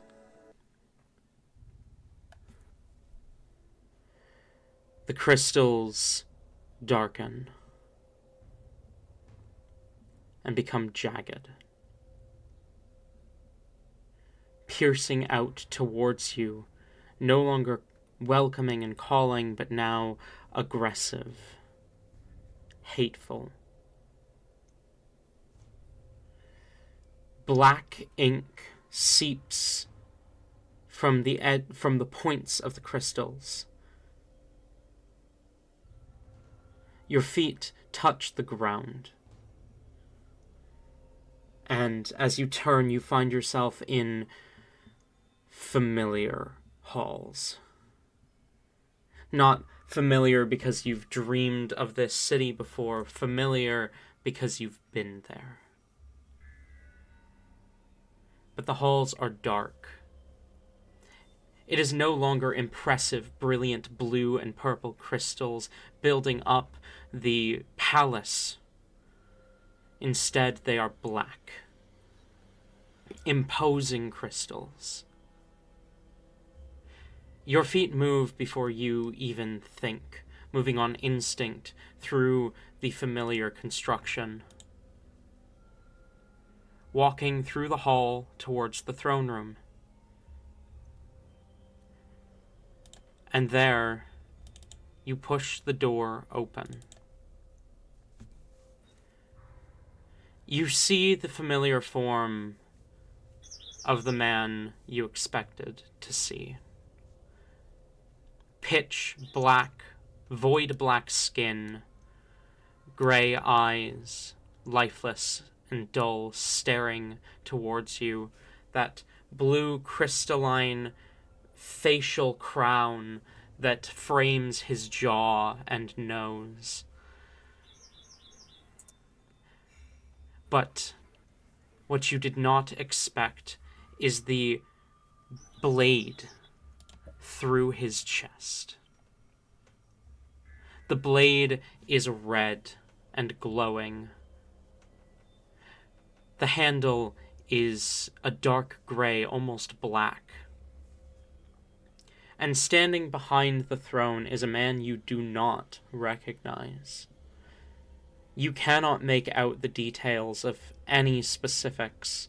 You cannot see his face as it is shrouded in black flame. But you see the greaves that he wears. Dark gray steel, glowing red lines in the joints. You see what look to be a pair of wings made of that same black flame, with what you can only describe as the imprint of two eyes in either wing staring at you.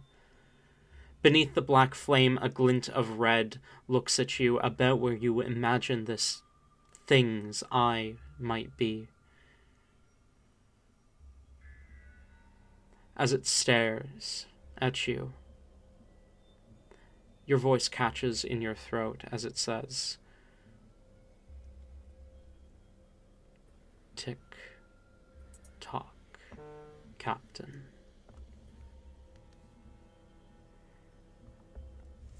Tick tock. Until the butterfly sprouts its wings anew. You hear the sound of footsteps as the creature moves around the throne and towards you. Everyone will come back. Even now, it grows, its wings beginning to spread. The palace fades around you, and you are standing in a familiar cave, looking up at a massive, void black egg that pulsates as you see cracks and glowing red from beneath it. It is hatching, Captain. It is time to choose your side. Then you wake up. Fun.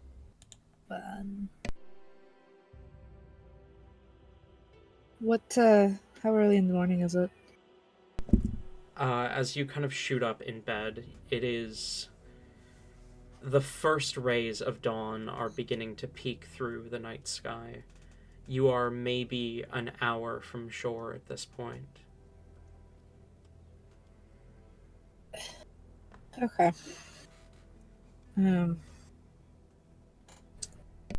She's gonna get dressed as quickly as possible without looking rushed, and will head out of her quarters. You make your way out of your quarters and up onto deck. You see a few of your crew are awake at this point. There's always a few up on deck.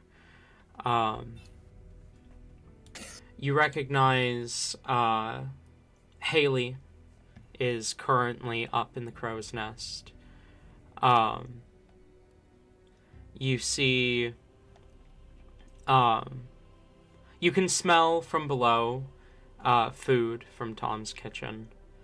You see Gus is currently leaning against the railing at the end of the ship, looking at the land as it approaches.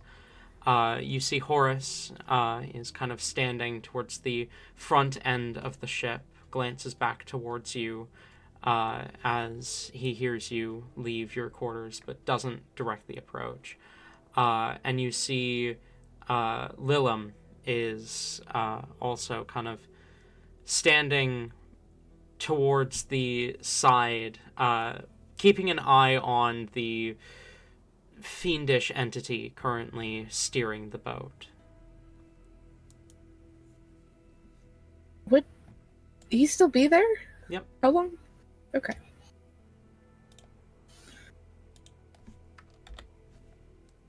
I mean, I would have to use a spell slot to resummon him, but Helly would have done so. Yeah, you could have done that just before you settled down for your rest to give him the most time. Yeah.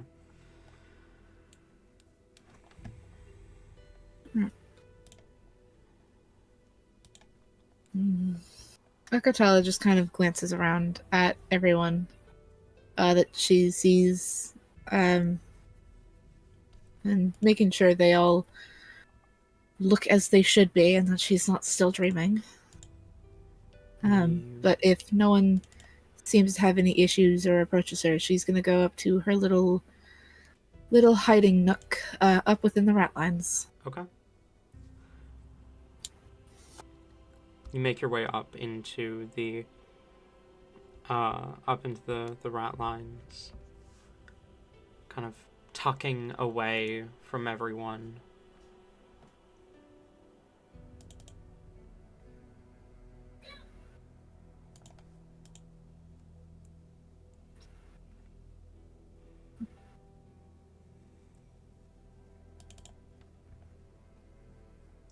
Do you just... Unless someone seems to need her, she's gonna wait there until everyone's a little more lively. The rest of you, it doesn't take too much longer before either you awaken naturally or are awakened by the sounds of the crew getting up, the smell of food from somewhere else on this floor, on this deck.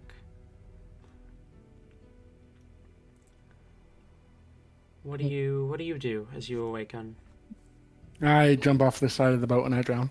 Ah, damn. Okay. I jump off the side of the boat with Helly and make sure she doesn't drown. Instead, I kill her with my axe.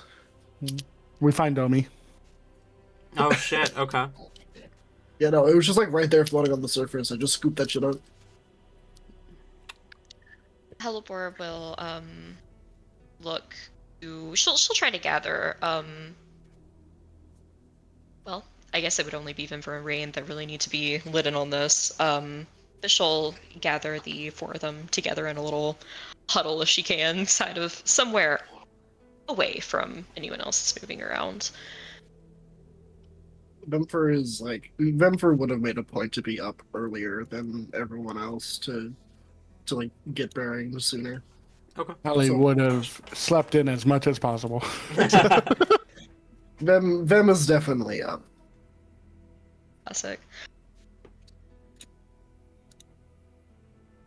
Okay, so me and Helly were talking yesterday, and we have something of a plan, but I wanted to run it by you two first in case you had any objections to it.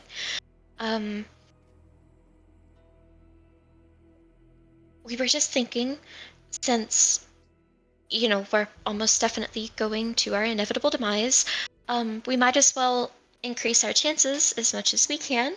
So I was thinking we could do a, I help you, you help me type of thing. We could maybe ask Akatala to help us with the ritual. They seem fairly capable, and then they help us with that, and if they survive, then we can help them get, well, if any of us survives, we can help them get the relic back, maybe. Seems solid enough. Rain's like glitching in a fucking corner.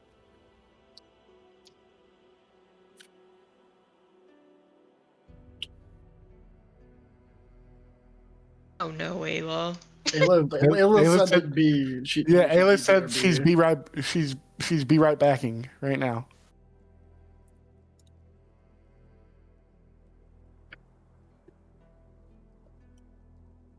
Rain agrees with this. He has no objections.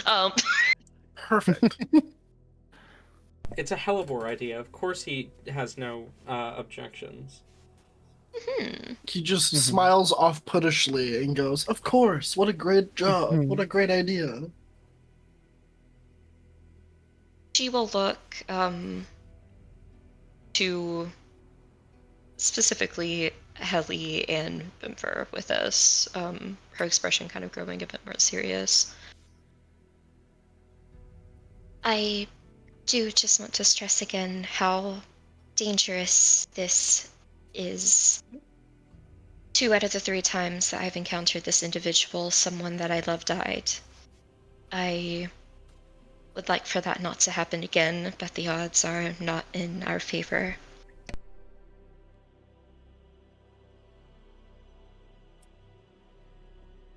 It would be not good for the 2 of you to be sent back to the Hells at the moment. Are you sure that you're still willing to risk this? I mean, yeah, it's not good to get sent back home right now, but if you die, you don't get sent anywhere. You just die. Well, I guess you do, but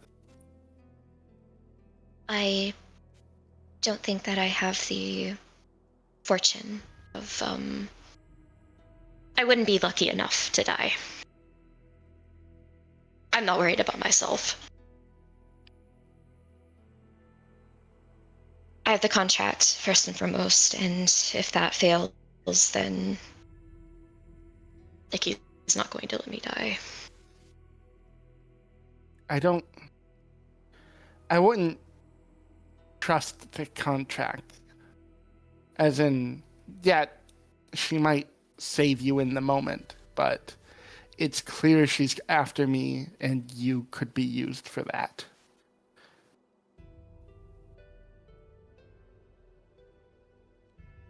You just have to make sure not to die Regardless. then. Regardless of what happens to me, this is something I have to do. I just wanted to warn you too, because it isn't something that you have to involve yourself in.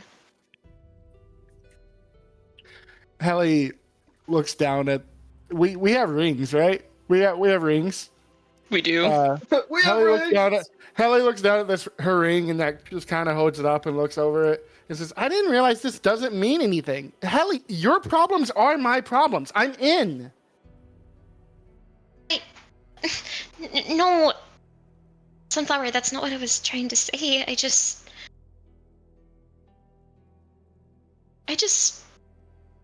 You worry, and it's fine to worry, but trust us. We wouldn't be here if we didn't want to be.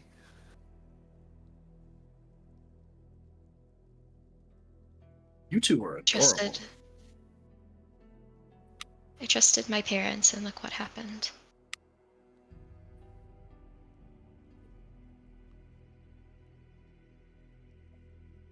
Be careful, okay? I don't intend on going home soon. Not with everything happening.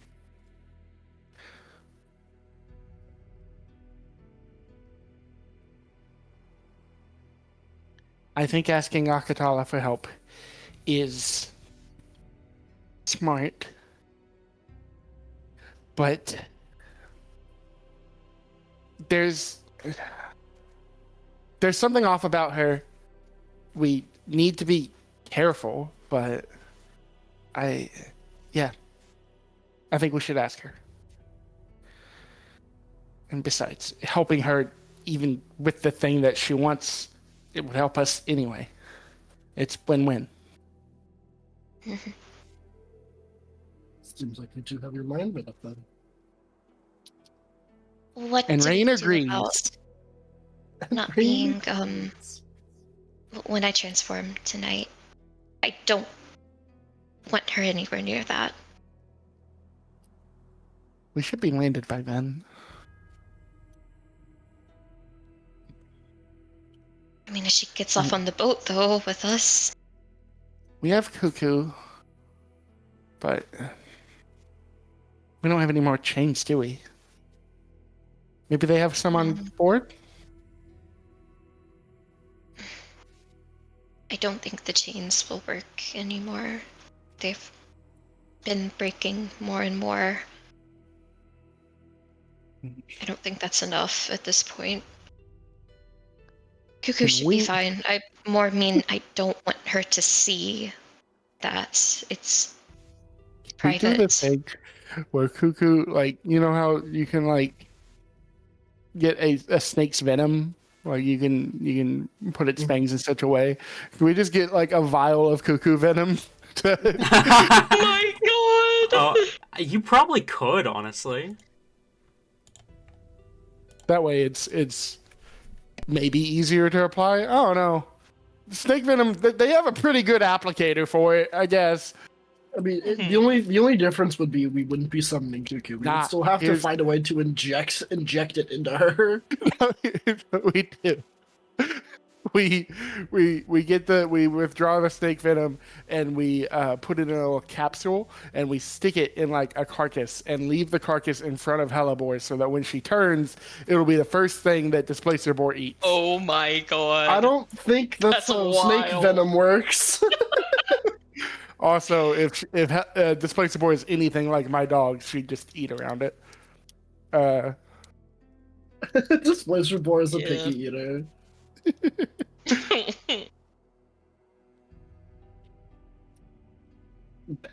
Bone is hard, but in a way that makes me feel. Actually, I'm gonna not continue that sentence. She's curious about you. I think it will be hard to get her to leave you alone tonight.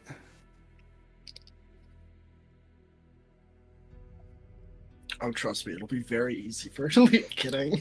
Oh yeah, Zenford, how do you feel about seducing the captain so that she can leave us alone? How do I feel about it? I'm already doing it. All right, it's an order. Get it done. Yes, ma'am.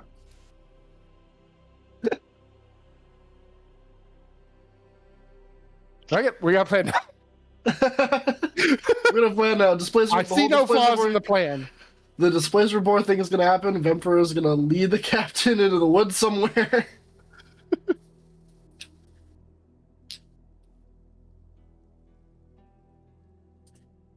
We go eat. We go eat. Nom nom nom nom. Okay. Nom nom. You meet Tom, the cook, who was not on the list of NPCs I thought might be next. Really funny. Tom is a tabaxi, somewhat tall, wears kind of mostly leathers, slightly tattered, though seems more by choice, the tatteredness, than by a lack of funding. The food is surprisingly good. Not the best you've ever had, but given the fact that, they're on a ship, it's surprisingly decent food. Tom is friendly, and he is more than willing to feed the few extra mouths. You receive food, and you eat with most of the crew. There are some who are sleeping, such as the drow man from last night has made his way back beneath the deck to go to sleep. The tiefling woman that had noticed Felix is also sleeping at this point. And in her place up in the crow's nest, you see two people. They seem quite old, surprisingly. An older gnomish woman and an older half-elven woman. You can't hear what they're saying from all the way down here, but they seem to be talking. The ship docks, but you are invited to finish eating before getting off board. As the crew... Well, docks is a strong word. The ship lowers anchor a ways out from shore, and a boat is lowered for you guys to take to the beach. But again, you are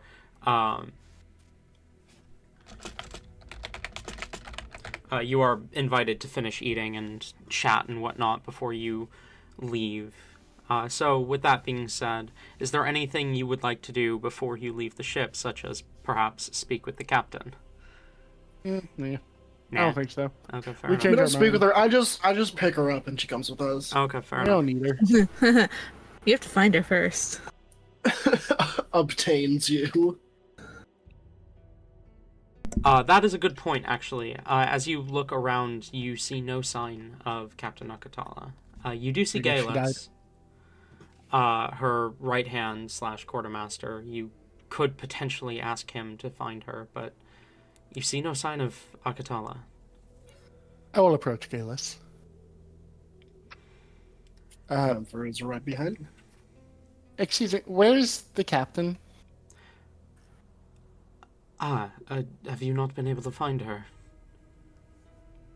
Well, we haven't really looked, but I don't feel like looking. Well, if she's not in her quarters, I know where she is, but I probably shouldn't tell you. Why don't I go find her for you? If you would. Galus nods, and will wander off.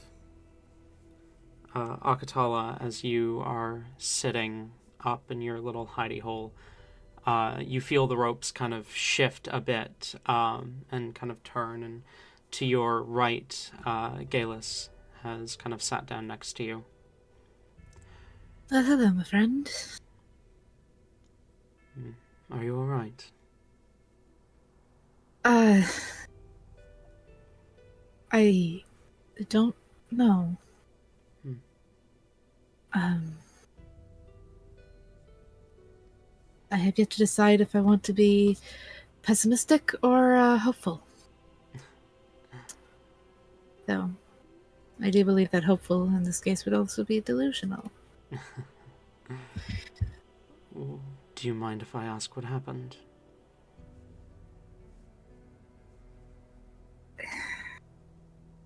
Or is this another one of those secrets you'd rather keep close to your chest?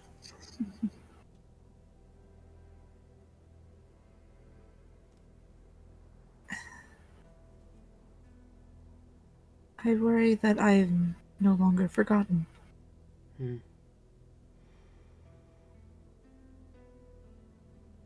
What gives you that impression?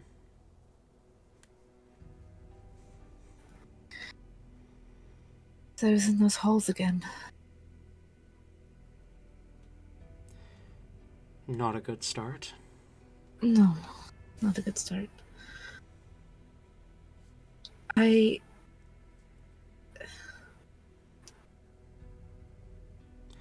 now, after so many years? I don't know. I'm unsure. It started off as the holes under the ocean once again. But it shifted to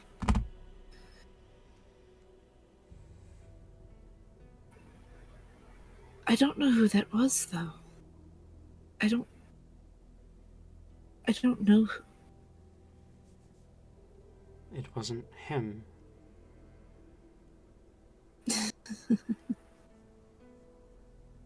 Well,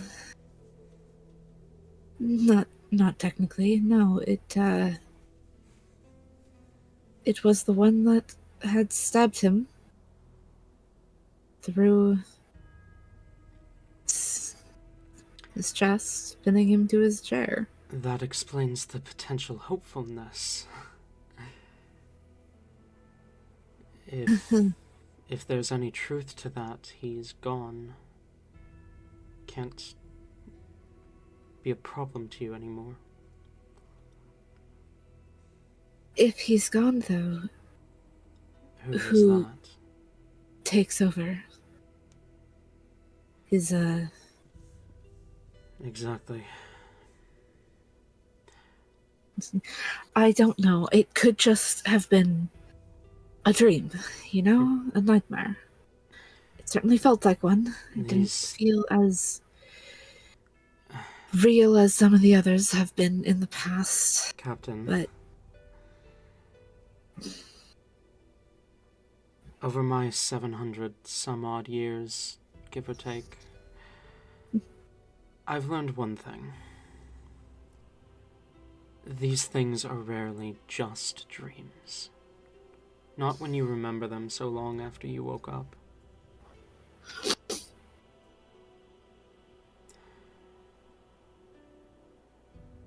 Something is happening. I don't know what, I don't know where, I don't know when, and I don't know why it's telling you. But it's not just a dream. Although I do know one thing. Galus kind of glances down towards the deck where you see some of the crew has gathered to finish eating as they chat and laugh. You have family here. You have family with us. And the whole fleet will rally if something tries to take you.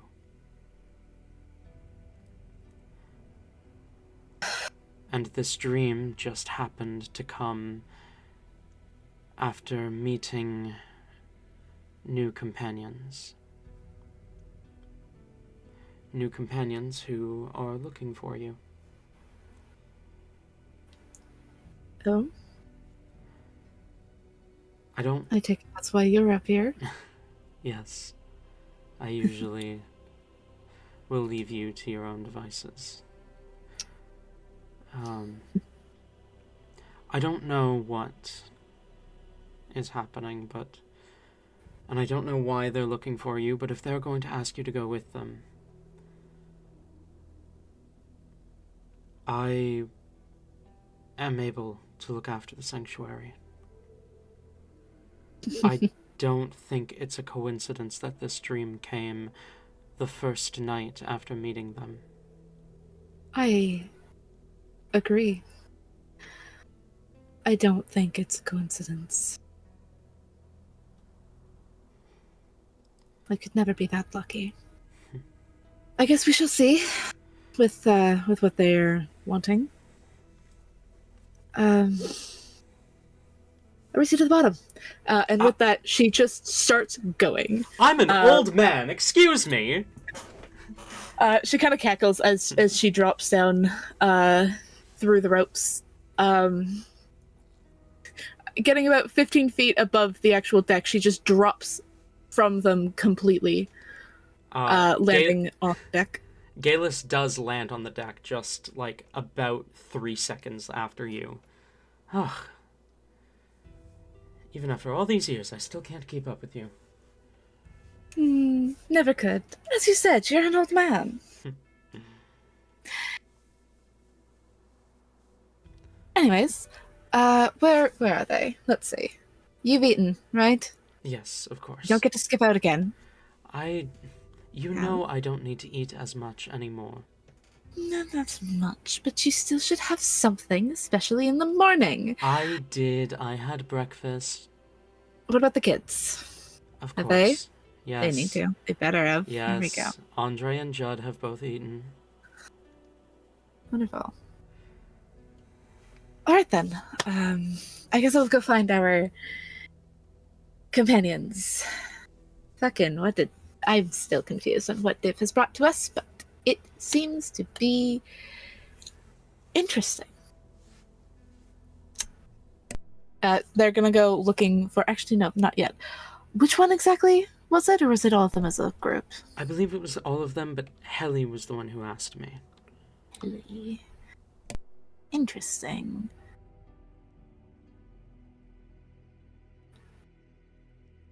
Well then.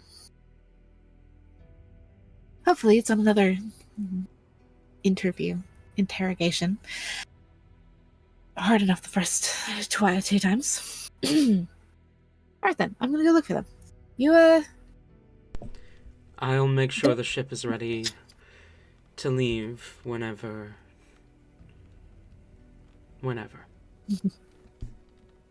I appreciate it, my friend.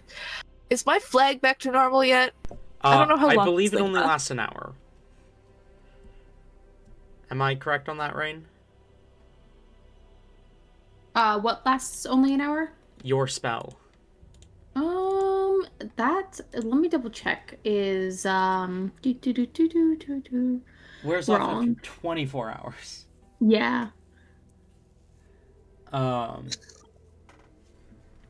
Okay, then before the whole fiasco of Galus looking for the captain, he actually would have found you while you were still eating and just pointed at the flag. All right. Where's the paint?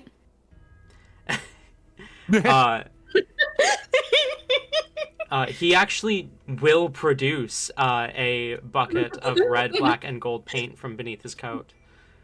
Perfect. Rain is taking the paint with pride, and he's going up there and he's repainting the flag, but he's also going to sign it at the bottom. Fix it. Just fix it. Rain's putting his signature on it. You know, it's his artwork now. Yeah, but then the paint washes.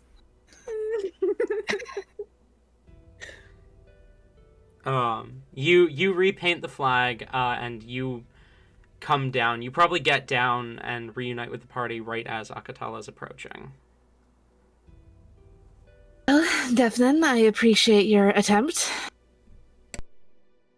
That'll be good I just enough. want to clarify again. I did not do that.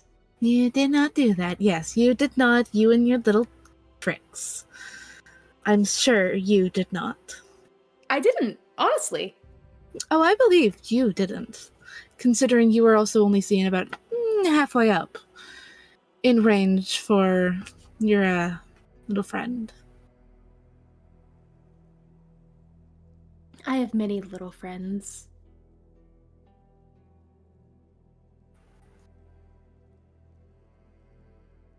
Help her try Regardless. not to look so she doesn't get away.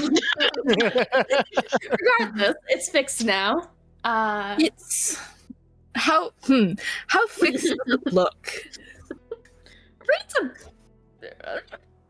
He's tracing it. Like I feel like it would be pretty easy to fix for the most part. It's like the stitching for around the gold was like thread. It was like stitching back and forth. The And colors are correct. The colors. And you know that worst case scenario, you can wash the paint off and re-dye it properly. If it is still had the color changed. Mm-hmm. Well then, you suspect this was more Gaelus's kind of sadistic, taking joy in making people do inconvenient things. Yeah, that makes sense. Brain enjoyed it though because he got to sign it. His name's How on it now. How He big do didn't sign it super big. Like you would have to be up there to notice, probably. Yeah. Like if you take off the flag, you'll notice. Yeah. she kind of squints at it. You have smudged it. Ugh, whatever. All right. Well, don't do that again. I can't do anything to you, unfortunately. I have given my word to Div, but don't do that again. Oh, you shouldn't have told me that. I will break my word. I am still not a good person. That makes two Don't of us. tempt me. Because, like, I'm not gonna harm you. That's too easy. And also, not worth the effort, given that all you've done is change the colors of a flag that can be easily fixed. However, I'm not gonna continue that, because I hear you've been needing me. Or at least... Helly, you did. Yes? Yes. We wanted to offer a deal. Ooh. Fun. I will look to Hellebore and say, Helly, do you want to do it, or should I? I'm not usually good with words, but since it is probably something that's really dangerous, maybe let me do it so I can take responsibility for when you die. Okay. So I kind of had the thought, okay. We're stopping a ritual of sorts. We could provide you with more information, if you agree to it, but I feel like that's all you need to know for right now. It is a ritual, a very dangerous ritual that has a very dangerous person there. Our likelihood of success is very minimal, and we lost it. So, we'd probably be better off if we had an additional person to help us. So we thought maybe if you helped us with this, then we could like turn around and help you with your issue with the relic or whatever. Does that sound okay? Does this have anything to do with the moon thing? No. No. Okay.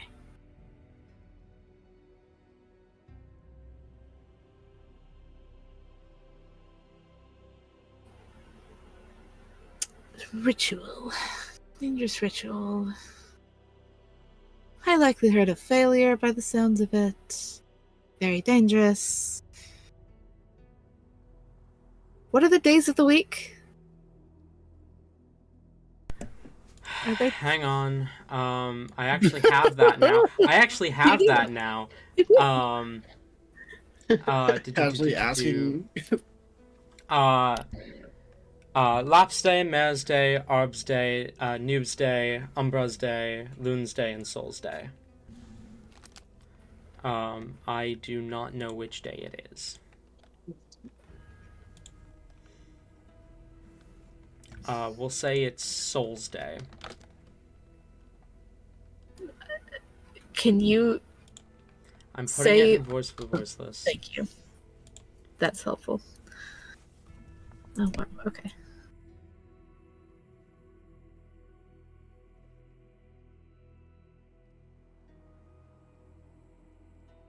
All right, sorry.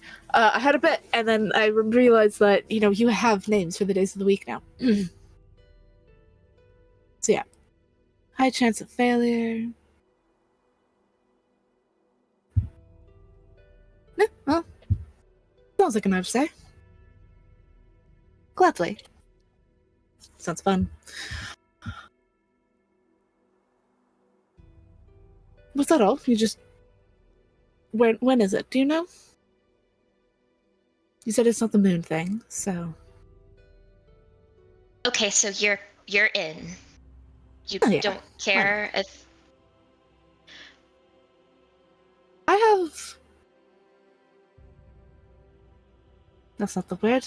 Repercussions is not the word. That is not the one I have.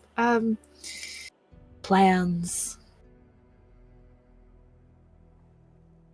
Plans? What is... Contingencies. There we go. Wow, languages are weird. I have contingencies in place. So,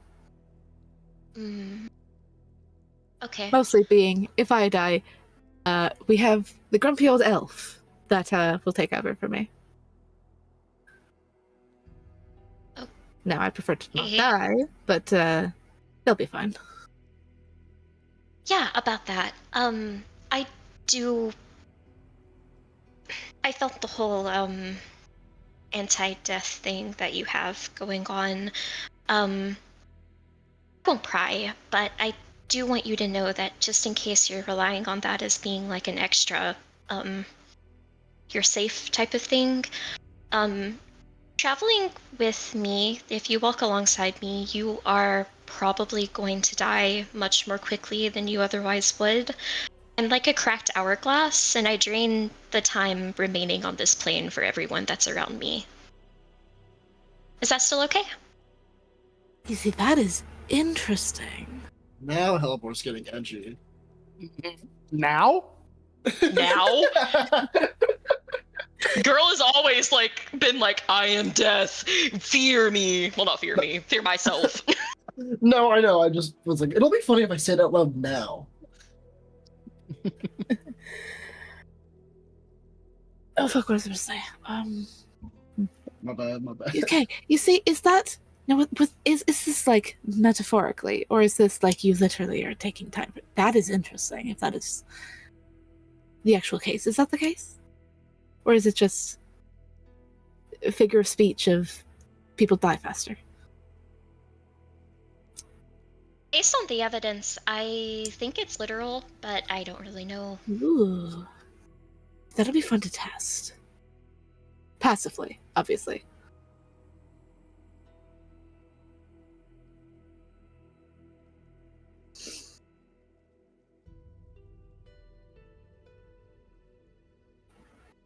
Oh, No, yeah. it changes Yeah? nothing. You're still in?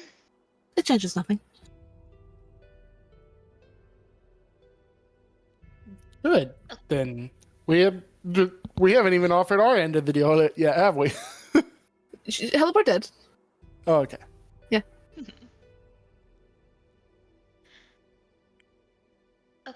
Okay, then, I guess... I thought this would take a bit more, but all right. Yeah, that's surprising. Thank you for offering your assistance. It is appreciated. We can offer you more information now, I think, since you're in. Is there anyone nearby? Sure, no one. I assume there's no one nearby. If you'd like to do it where you are sure that no one can overhear, we can always wait until we're on land. Unless I need to grab things. Actually, no, you're right. Maybe here's good. Yeah, people are always listening. We're never safe. That is very Mhm. always. All right. Are you... Oh goodness, there's a lot of information. Bare minimum. Do you have any experience fighting against vampires? Vampires. No, I don't think. They don't tend to hang out around water. It's kind of a bad thing. If Yeah. I've interacted with them, it's never been like fighting, but I also don't think they've ever gotten close enough willingly for me to meet one. So, no. I know how to. I just never done it. You know how to. Well, for the most part, there's the basics of water and silver and Water doesn't work. silver. And where the huh? Is that just? Wow, I've been lied to my whole life. Let's go with that. Yeah, water doesn't work. Don't count on it. Go with that. So, the silver should still work, though, I think. There's also the whole thing about destroying a coffin and then you can kill them, but I feel like that would take a lot more effort. Yeah. We're just doing, like, Time. sending them to the coffin is good enough for now. Amazing. Are you familiar with the Crestons? That you would be. Because if I've got my timeline right, your elven mother is a survivor of the Crest Hunt. The original Crest Hunt from over 1,000 years ago. Yeah. Her eyes kind of. I say darken because I can't think of a better word for it. They kind of like cloud over in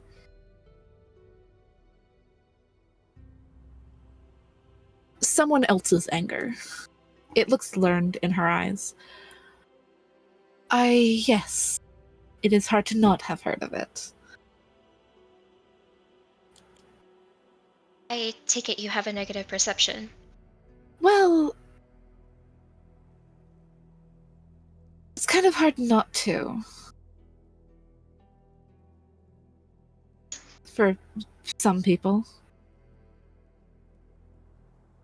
There's not many aboard this ship now. But there are quite a few different crests throughout the Armada, I guess I'll say. His crew would, you know what I mean. I'm not too fond of the idea that there are this. Is it known that the Crest Hunt were vampires? Yes, that was okay. That was a blatant fact about the Crest Hunt. Okay, good to know. I'm sitting here like, is that something she knows? Do I have to work around that? No. It is not exactly comforting to know that there are creatures of the night that stalk them for something that they have no control over. It just happens to be a part of their bloodline. I'm not too happy with that. Perfect. That's exactly what we need. That's Wonderful. who we're going against. Oh, wonderful. Okay. We're going against a particularly terrible one that is integral for us to defeat in order to reach our goal.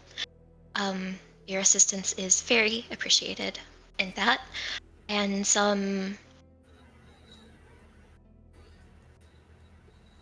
I will warn you now. If you see me lose my temper, I am sorry. I'll try to keep it together. I What a would shame. pay money to see you lose your temper. So long as it's not against me. Yeah. Okay. Didn't be right then. Hey, great. You can fight against vampires. You know the basics. I have a few new tricks up my sleeve that should be helpful in dealing with them. And we're set. Wonderful. Well, we are here. We just need to get into the boat, and get across. Should take all of not even 10 minutes.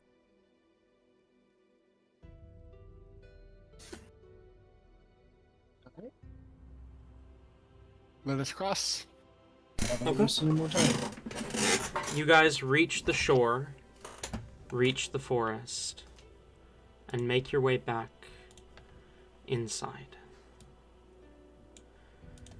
Is there anything you guys would like to do over the...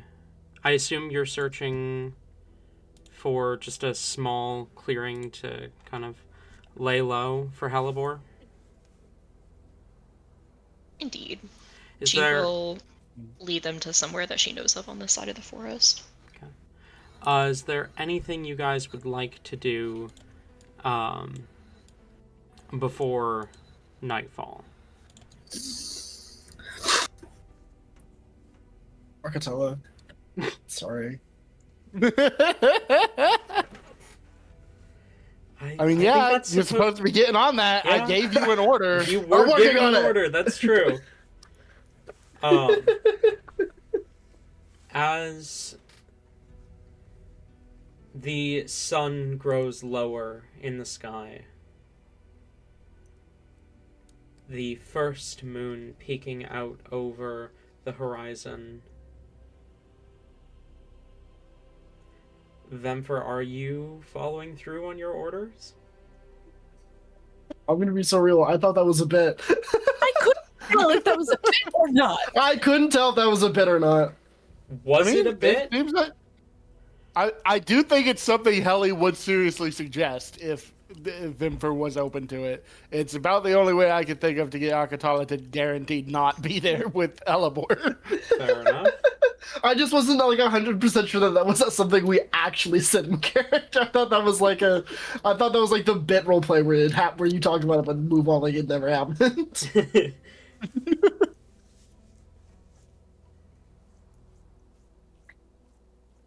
I mean, do we want that conversation to have happened or not? Where are we now? What do we do? We can also, this is a good thing to establish, because even if you're bringing them away, like, Helper's transformation's very loud. Are we doming her? That's a good point. Are we doming her? Are we doming? We are doming her, and we're going to give them the instructions that they've got to be louder. Oh my god. Okay, so it sounds... So this is a conversation we had, is what I'm learning. It sounds like this did happen, then. Would Vemfer have actually agreed to it? Probably. Okay. I don't see why she wouldn't. Do we want to cover the seduction attempt? Obviously not the result, but do we want to cover the attempt? I don't know if it's much of an attempt so far as it's like a. It's the fucking. It's when why can't I remember her name? The Githyanki. Lysel. When Lysel is just like, you smell good. Let's have Yep. sex. You Yeah. smell good. Fuck me. There's less of an there's less of an attempt as like a seduction attempt and more just Vemfer would walk up, be like, you, me, fuck now, and just like grab her. Does Akatala allow this?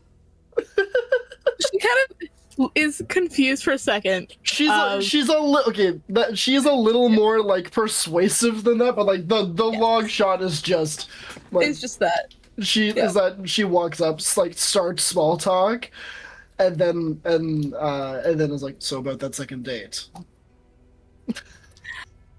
She's confused a little bit, kind of glances to the others before leaning in a bit. I thought you'd never ask. Perfect. And then we'll just like grab her and walk away. This is great. Okay. Hellebor, you are put in the dome. I assume Cuckoo is summoned to put her to sleep. Mm-hmm. Um, I think. Let me double check Cuckoo just to make sure I'm understanding.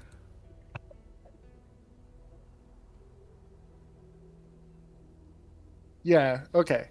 I think we'll use Cuckoo to put her asleep before the transformation, but we're gonna leave Cuckoo out just in case the transformation wakes her up. I was checking to make sure the poison doesn't have a once you save, you cannot be affected. It does not have that, so. It seems wild to me if she could sleep through that even with the poison. Fair enough. Mm.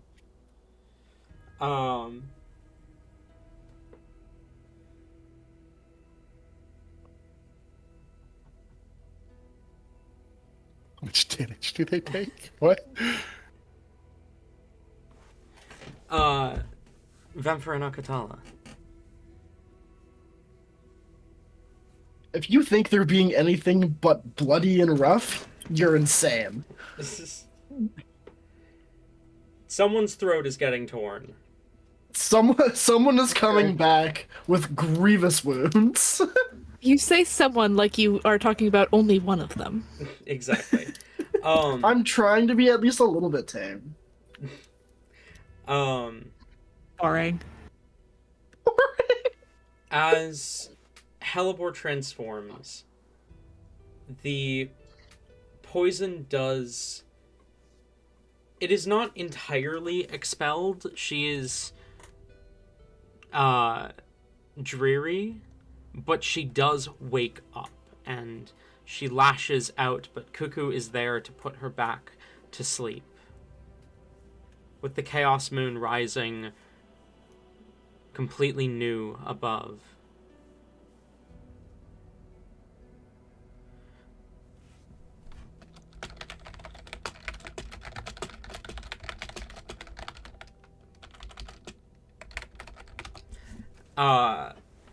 With the Chaos Moon rising above, the New Moon Scourge laying, sleeping, unconscious from the poison running through her veins. You all get some rest. For one reason or another, pretty much all of you, your night is not the most restful.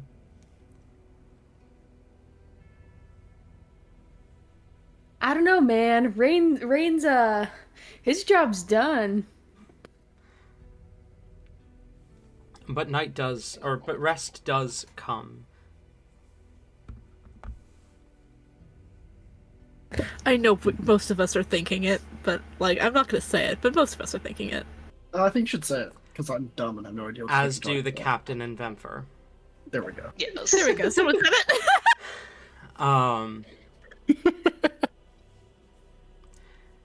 And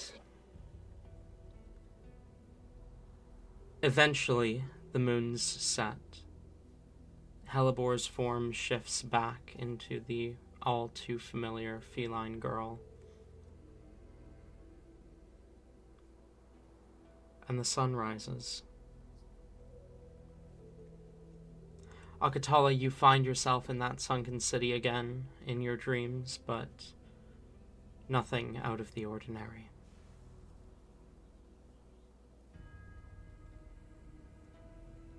You have 2 days. I guess, yeah, basically 2 days. As you awaken on the morning of the 19th, with the knowledge that the coming ritual is the night of the 20th.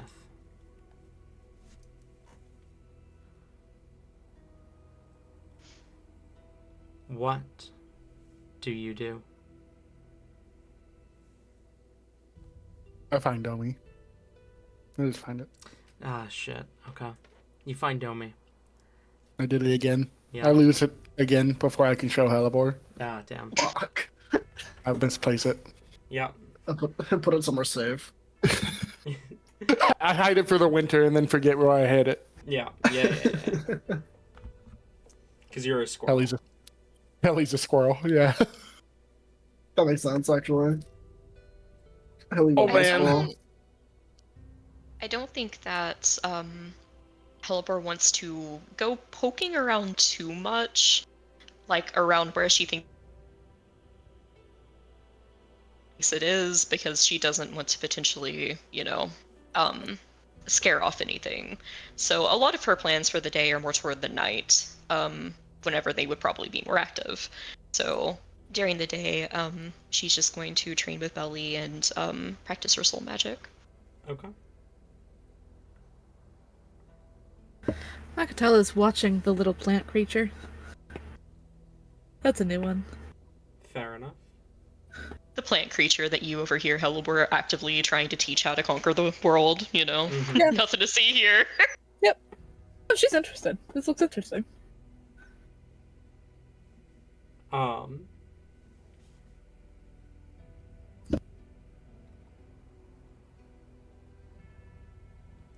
Okay. Then, as night falls on the 19th, just 24 hours before the ritual begins, sounds like you had something you wanted to do. Indeed, Aroni. Hellebore is going to scry on the clearing that she suspects that the ritual is taking place on to see if there is any activity that she can spot there. As you cast this scrying spell, you look upon the clearing, the hollow. At first, you don't notice anything until you see shapes shifting in the dark.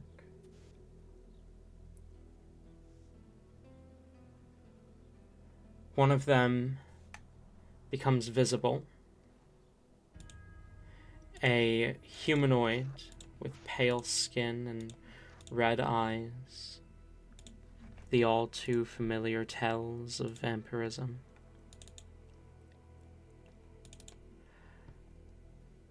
He has kind of short, dark hair, wears a pair of white gloves with a spell sigil engraved on them.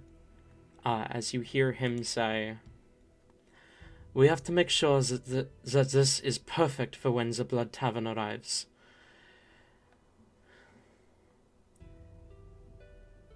It does not matter what you think we are.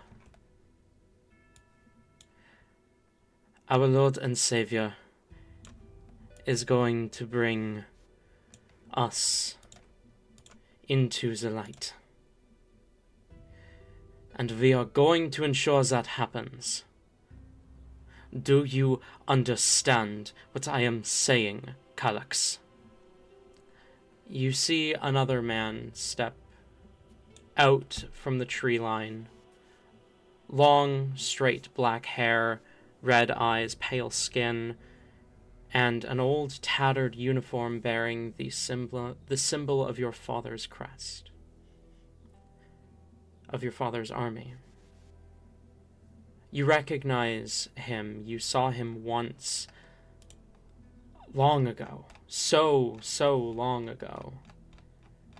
It takes you a moment, but having heard his name from the other vampire kickstarts that. Kallax, one of your father's commanders from the War of Heroes, and one of the original members of the Crest Hunt. He stands at the edge of the clearing, and you see a smile on his face, a pair of sharp fangs, as he says, "Of course, Hanamosa, I understand. I just am eager. Are you sure I can't go hunting tonight?" "No. I do not care if you believe she is out there. She will come to us. You will feast then, and only then." "Ah, you are so boring, Hermosa. If the New Moon Scourge comes to us now, then fine. But the Blood Tavern wants to be the one to end her life. So we will give him that opportunity. Just because you have been around longer, Kallax, does not make you in charge. You were very specifically not chosen to be an independent. And I am starting to understand why. Almosa, I am just hungry. It has been ages since I have fed on a crested. Then you will wait another day. The Archdruid's daughter is not for you to consume first. She is the Blood Tavern's, and you will do as he commands, because he is your master. I serve none other than Mortem himself. Then tell me, Calyx, where is Mortem? Calyx averts his gaze. Exactly. So you answer instead to his successor. She has told you to answer to the Blood Tavern. End of discussion. Now go. Find the sacrifices from the city. Perhaps there will still be some living left there after the carnage. I'm sure there will be. Adoria was never one to lie down. Calyx turns and walks off, as Harmosa calls after him. And do not feed! You are not to feed until the Blood Tavern arrives. Only then will you get his scraps. You faintly hear Calyx's response. Of course, I will not.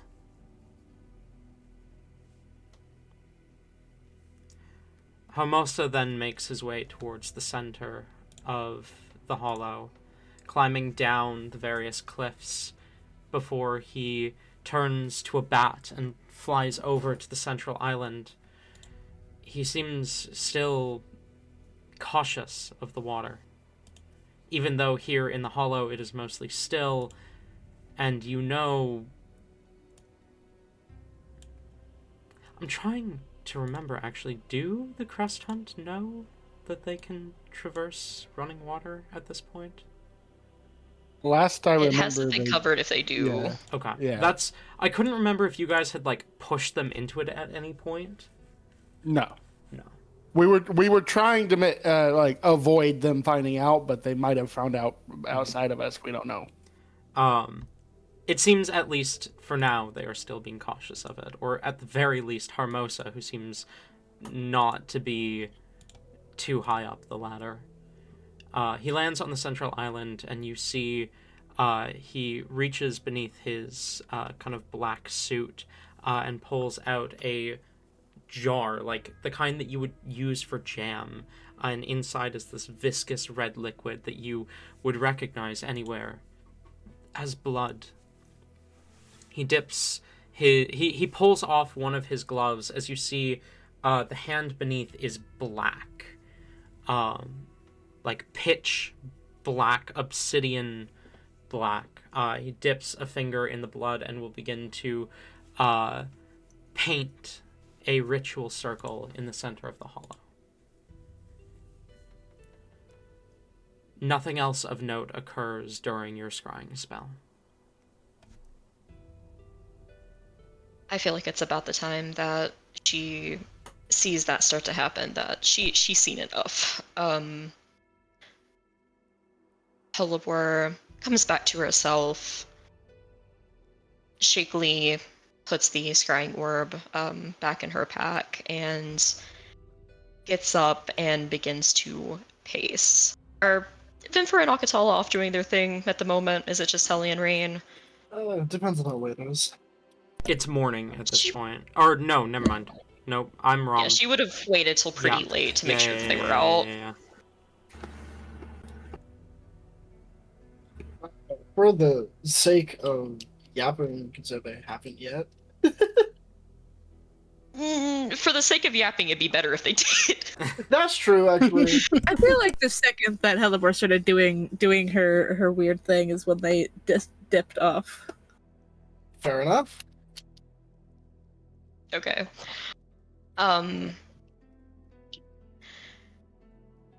So Holly and Rain, you see Hellaward get up, and something is clearly very, very wrong. She looks absolutely pissed in the darkness. Like, you can see her eyes seeming to glow even more than usual, red with anger, red in general. And she is just kind of almost like a tiger that's like at a zoo, just like pacing the perimeter. She's doing that like at the camp, just over and over again. Very obviously lost in thought. Before she kind of just goes in the middle, like sets up her book and will start to say some prayers. You recognize them as her like nightly prayers, but it's a lot more fervent than usual. It's clear whatever she saw in this was not good. You, Ellie?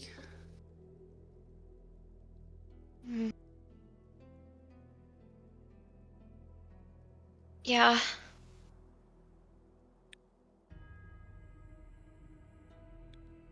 Something's bothering you. I used my powerful perception abilities to figure that one out. It was very difficult, very difficult. Rain will follow Helly behind, kind of letting Helly take the lead on this comfort mission at least. I'm ready to tag in. She has her book open to one of her many, many pages of just like inane religious like scribbles that she's made to her her pantheon of parents and grandfather that she has pulled out here. And she leans back a little bit, and you can see her. She's been crying just a little bit. They're already here, which is good, I guess, because I was right. They are exactly where I thought they would be. They are currently desecrating the Birchwaters area.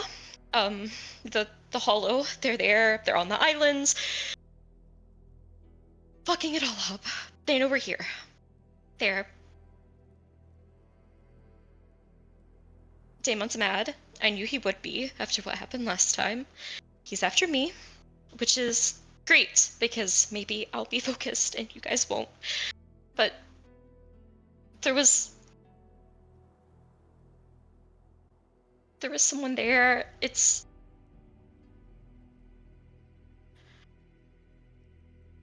I knew this was probably going to happen. I mean, I resigned myself. I'm going to kill all of them, but there was one of Dad's generals there. If he's there, though, we'll have to kill him too. Persuasion isn't going to work again. I'm not revealing anything about myself. That was dangerous to do it the first time. He's got to go. He's got to die. Do we need to go now then? No.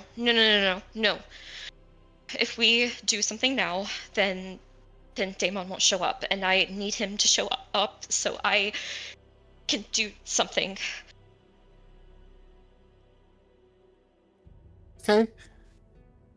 Okay. Then we wait. We wait.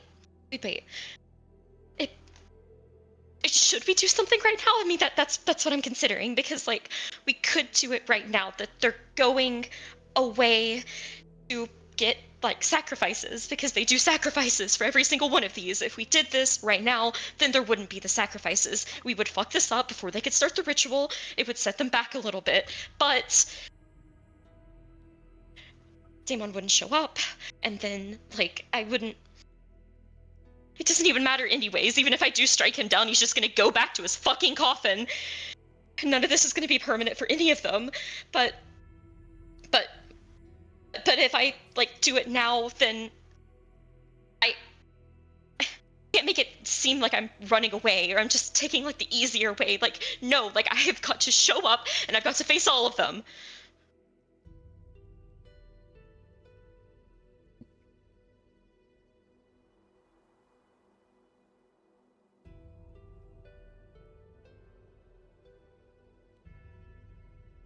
Am I being too emotional? I'm trying not to let that like cloud my judgment.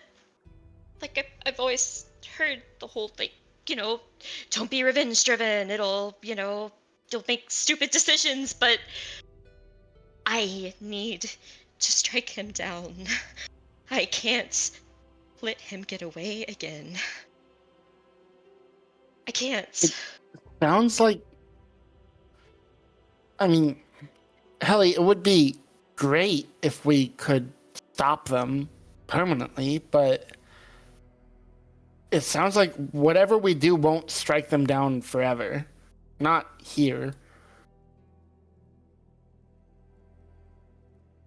So, does it matter if he's there? Wouldn't it be better if we ruined it before he got there, if he's so dangerous?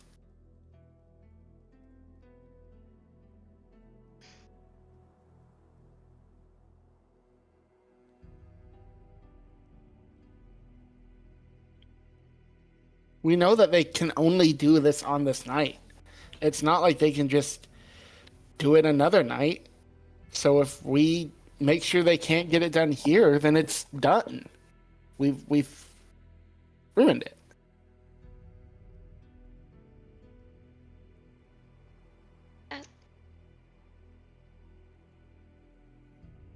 We still need to stick around tomorrow to make sure that no more show up. But we could go right now, I guess, before they've all gathered. Try to go ahead and take out the ones that are already there. And then hang around to ambush the other ones if they come. That might work.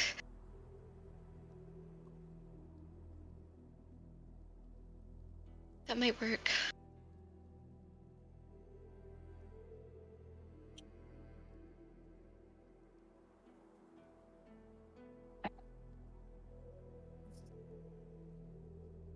Okay. Okay. I think we'll do that. I'm sure even if we mess things up now, he'll probably still show up, So we'll just be prepared then. I can already have their bloodless bodies to display. It'll be like intimidation or something that won't work, but I can do it. Okay. We should get the others then. We should head out. We should head out now before they desecrate it further. Okay. I look to Rain to make sure that he agrees. Rain will nod and get up to leave. All right. And then we walk out of the forest and we never come back. Yep. That's it. GG. We solved your puzzle, DM. We decided not We won to. D&D. You solved your riddle, Puddle Master? Puzzle Master? Puddle Motherfucker, I Master. can't be funny! God damn it! I'm the Puddle Master!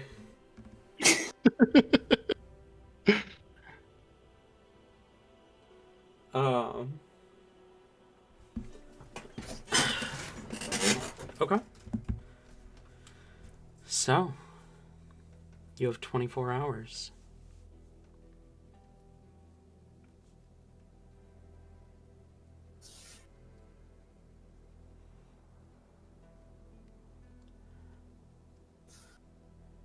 We heading over there now, I guess. I guess so. Is it just to confirm? It's just Akatala with it. It's not like her whole crew. Correct. Yep. Okay.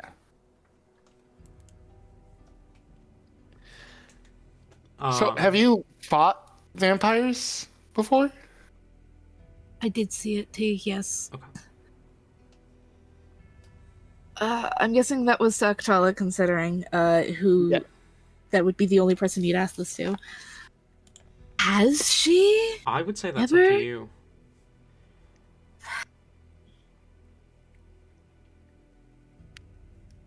Caliber asked that earlier, and you said no.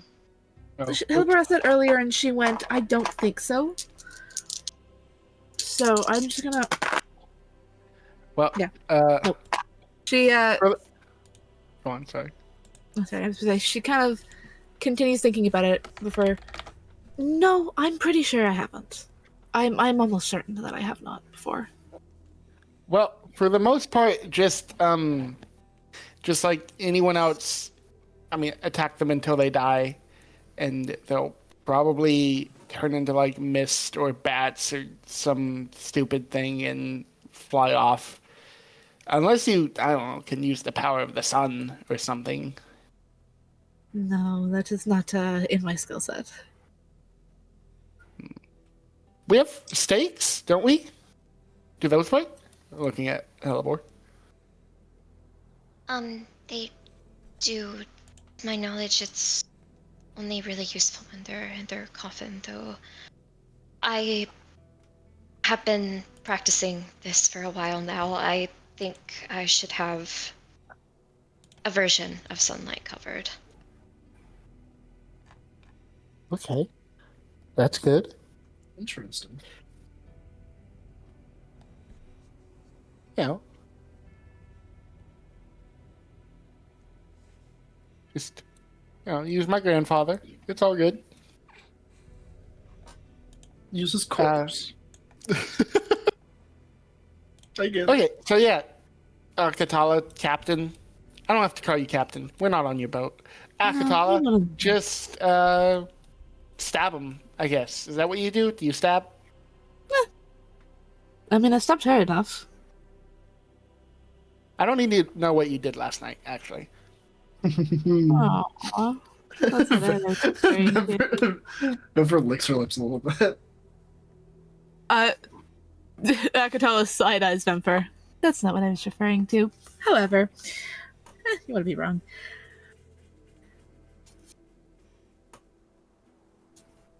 Yes, I can stab things. I can stab things very well. All right. Are the stakes good? Do we want to give her the stakes so she can stab? Or do I have to stab with stakes? You don't have to, but Okay. Is it... Helly, you know more about this than me. My knowledge, the stakes are really only useful when they're in their coffin, or am I wrong?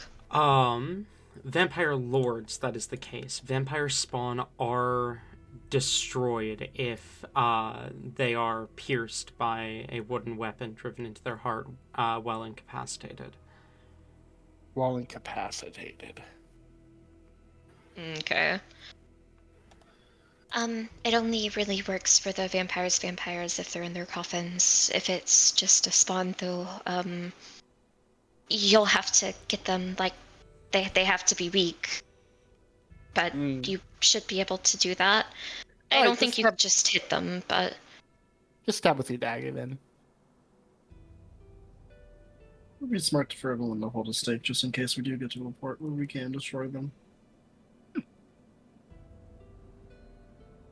Oh, do we want to... We had a few days. Do we want to have given Philly anything for the spellstoring? Not a few days. Yeah, we did have a few days. Yeah. Right now, he only has cure wounds.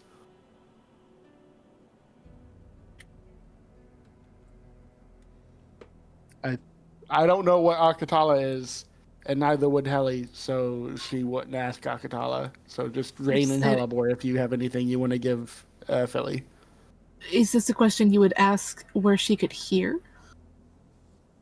Potentially? Sure. And would this have been the previous day or this day? Rain will do counterspell. That was a good one.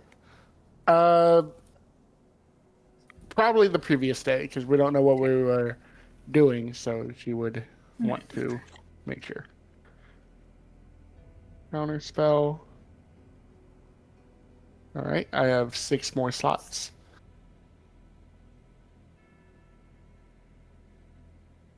Oh, hey, this is more of a U and T question, Talon question, or most of you guys have T names.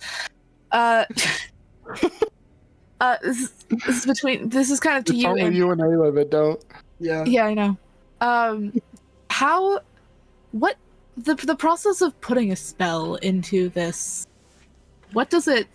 You touch Look you touch the ring and cast the spell. Okay. Yeah, no. Okay. She doesn't do anything. Counter spell 3 times. I mean, it would be a good one. What's another good one though? Could do cure wounds as well. We already have Q wounds in it. Okay, I wasn't sure if we use that one up or not. No. What about shield? Shield could be useful for Philly. We can give him haste so that he can keep concentration. That's a free thing. Well, maybe not haste because he might lose that. Something that's all right if he loses.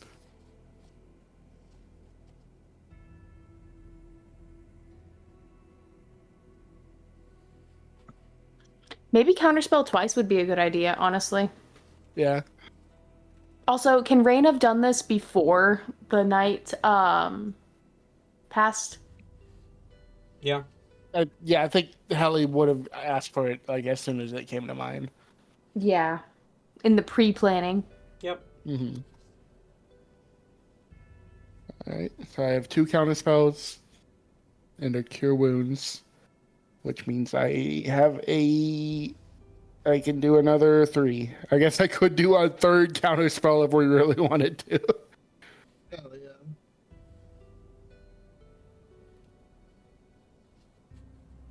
This is that thing where, like in video games, at the start you try everything until you narrow down which ones are the most effective, and then you just only do that.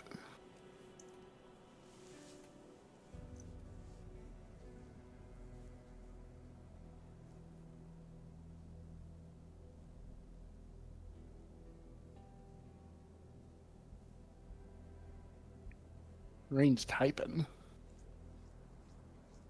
We can do a counterspell again. If you want to look on my sheet and see if there's anything else that you'd want, that's fine. Sure. Let's take a gander. Hey, Rain's like 3 levels lower than he's supposed to be. Shut up. What? That's a lie, okay? Okay. Don't panic. All right, we give him I wouldn't put it past you. Mordenkainen's private sanctum. We give him sending.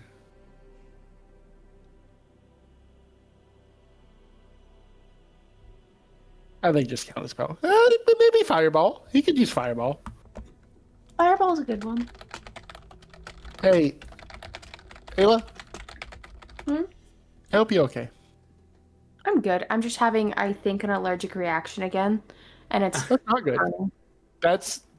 When you said I'm good and then followed it up with I'm having an allergic reaction, what is that? An oxymoron? No, I'll be fine. I'm just going to probably go shower. Bye. Take care. Ayla. I will. Hey, Ayla. I hope you feel better. I will. Sorry for dipping early. It's okay. Don't worry about it. But yeah, just take whatever spells you need, okay? All right, I'll take them all.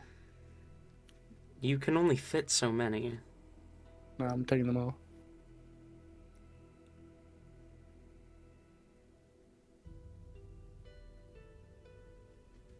I'm taking them and then I'm using them and then taking them again so that he's out of spell slots. Okay.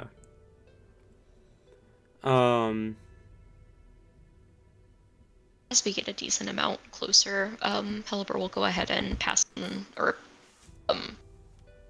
on a pass without trace. Okay. So, just so that I am 100% clear, what is the plan? I think we go in and we kill them. That's So the only plan I've heard. you are planning to kill the spawn that are there right now. I think We are, planning to basically go in, kill what is currently there, and then just sit there and wait for the other ones to come back. Okay. So that we can try to stop this before it even begins to start. Okay. Sounds good. You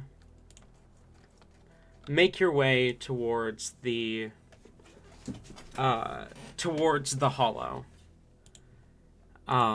As you cast Pass Without Trace, I am going to call for a stealth check from everyone. I will roll for Rain.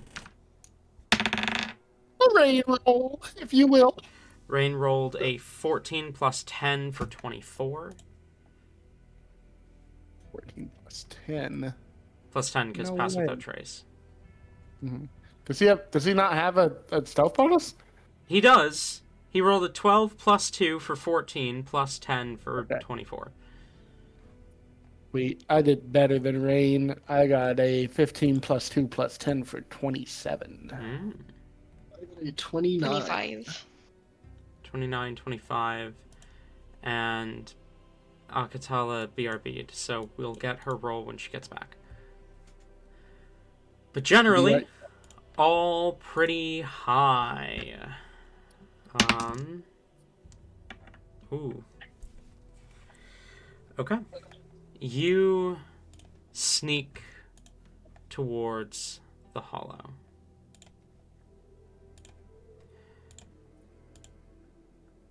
And we're back. Welcome back. Roll stealth. 37. 37. Okay. Hang on. Mic broke. Hello. I can hear again. Hello. 16 plus 11 plus 10. Okay.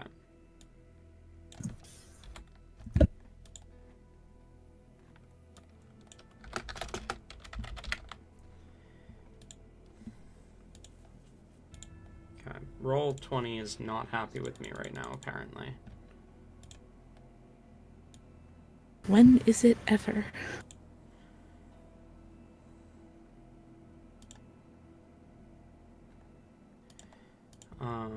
That's a good question, honestly.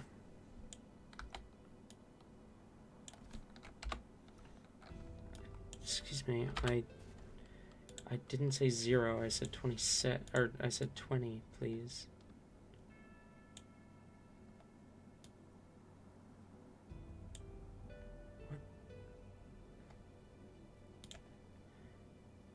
What? Oh. I'm just stupid, is what's happening here. Yeah, the classic blunder. Stupidity.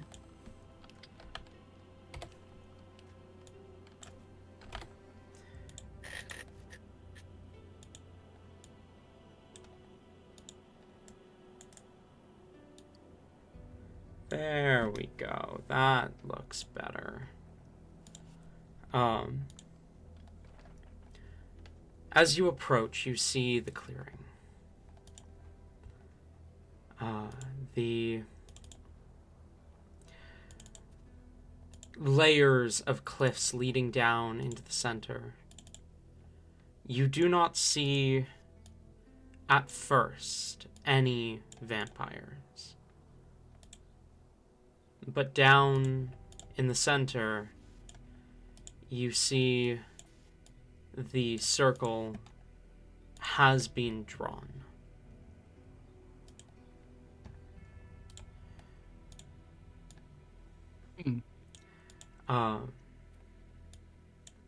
As you approach, you enter into the clearing.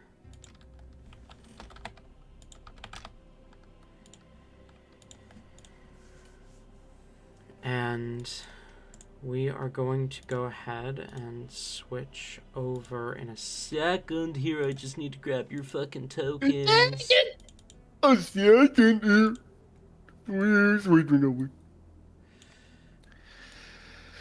It's been longer than a second.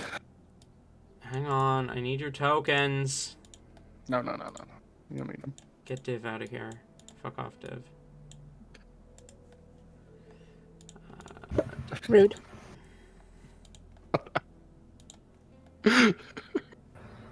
What the fuck? Where did they go?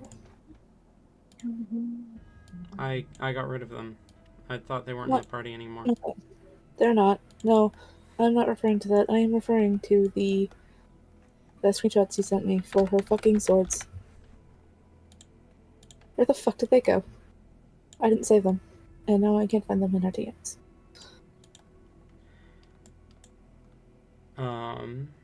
I don't think it was screenshots. Either way, you sent them to me, and it should be showing up, but it is not. Here you go. Thank you. You're welcome. Okay. I didn't know who to blame for this, so I just blamed everyone.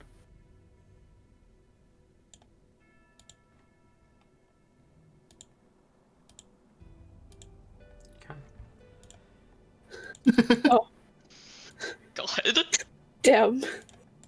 Crazy. I mean, that is kind of what I did, to be fair.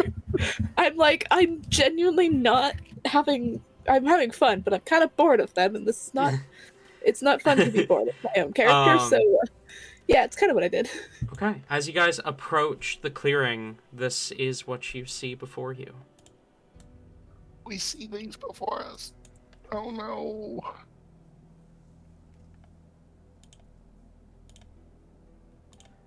Down on that central island is where the ritual circle has been painted.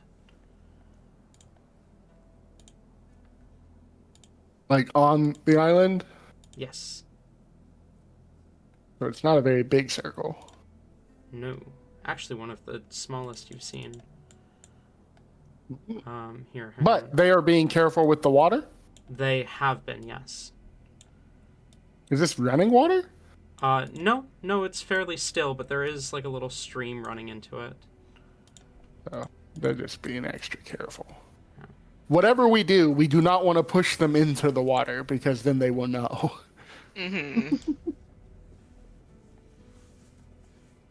Do we not see any there at the moment? Not at the moment, no.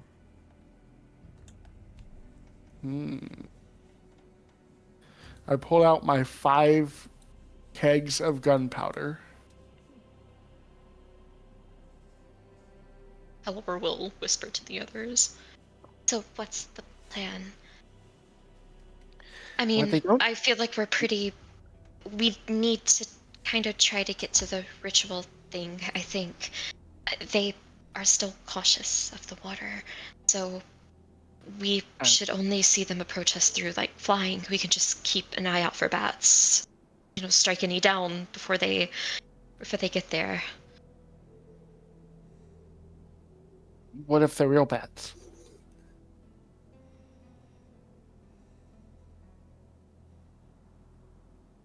Oliver grits her teeth in a way that, like, you feel like this is one of the many thoughts that went through as she was, like, circling and praying and doing all of her shit. Oh, look. There's not a way to know, I don't guess. I mean, I don't know. Ellie nods. We just have to make sure they don't use that circle. Are they able to set that up anywhere else? Or does it have to be here? They could move it somewhere else, I would assume. That's part of the reason I was kind of scared to go here early, because they might put it somewhere else. There's only 2 other places I can think of that they would, which are honestly worse than here. Either the Grove or the Heart Tree. If they move it, then we're really, really fucked. But I don't know if they can now that they put it down. I don't know the specifics. I know magic circles. What do I think, DM? Roll Arcana. This isn't The circles that I really know are very your... different, though. Yeah, this isn't really your wheelhouse, necessarily. That's okay. I rolled very good. That is a 23. 23. Rituals like this are sometimes ambiguous, but more often than not, incredibly specific. They have to be performed in places of power to whatever entity or thing that the rituals are calling to. They have to be built in places of, like, they have to be done at specific times, or specific conditions have to be met. You would have to read the circle to get a better sense of what those conditions are here. And you are a bit too far to read the runes properly from here. You would have to go to the central island to recognize it.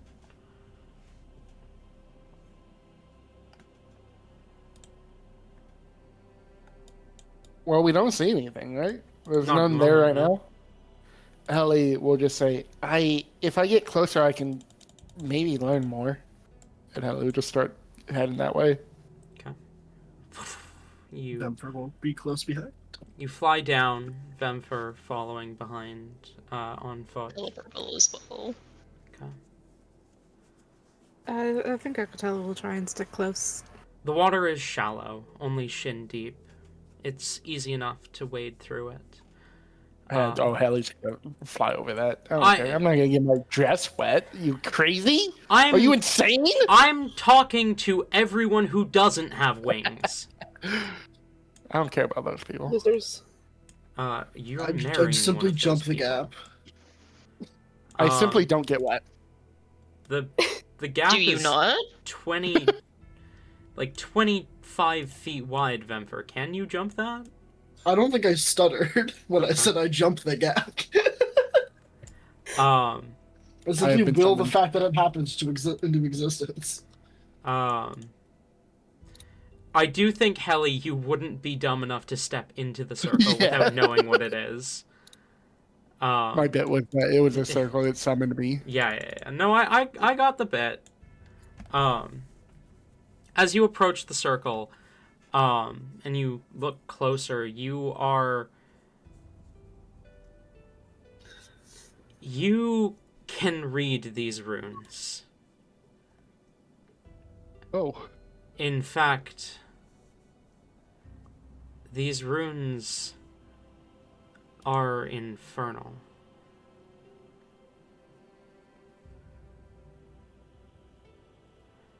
But they've been altered.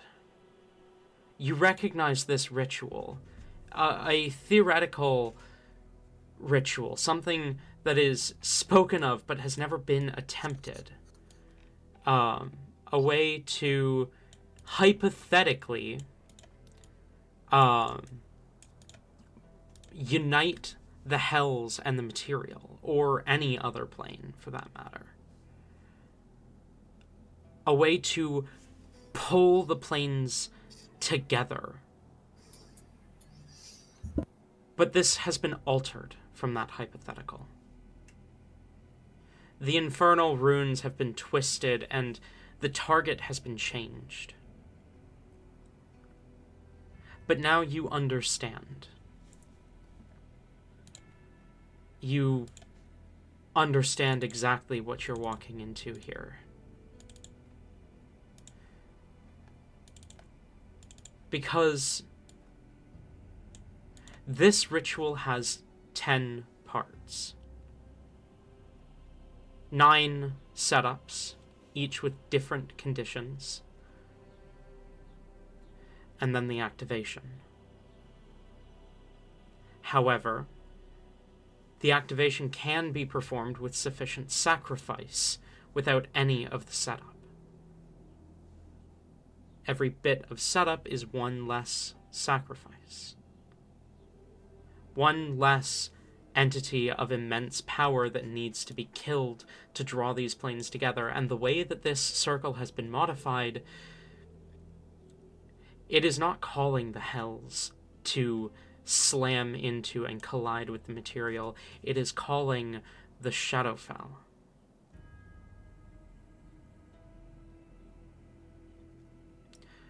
If the Crest Hunt completes their final ritual, the 10th ritual, which you have no idea how many they've done, but because these setup rituals could theoretically be performed in any order, but if they finish that final ritual, then you're not sure what will happen. You're not even sure if this ritual is possible the way it's been altered. But if it is, then this plane will not be what anyone remembers it as. Shadows will fall upon the land. It will become one with the Shadowfell. It will become cursed and dark. Shrouded.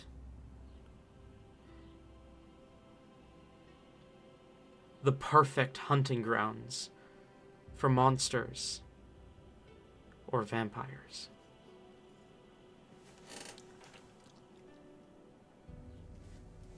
Bad. It's bad.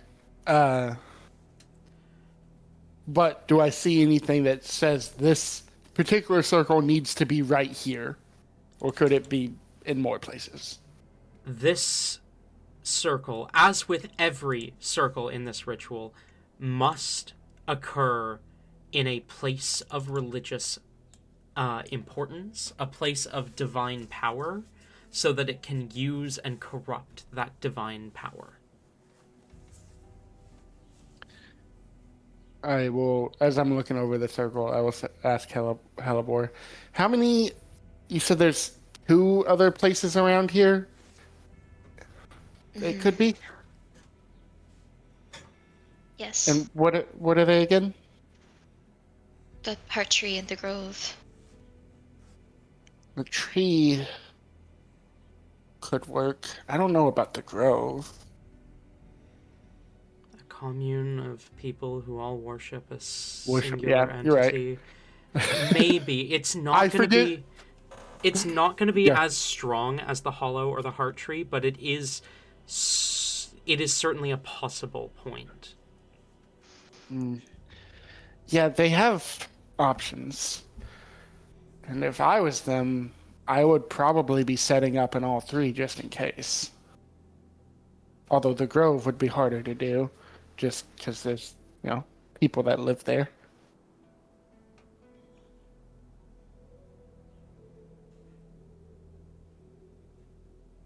Do you think it's better that we stay, or should we leave and come back tomorrow? I don't want them corrupting this place, but it'd be even worse if it were the other 2. How long would it take us to get to the Heart Tree from here? Not super long. Maybe an hour. We could at least go see if they're setting up there. If they are doing a backup plan, I would wager this is the backup plan if they're doing the Heart Tree. That seems like the best place to do it.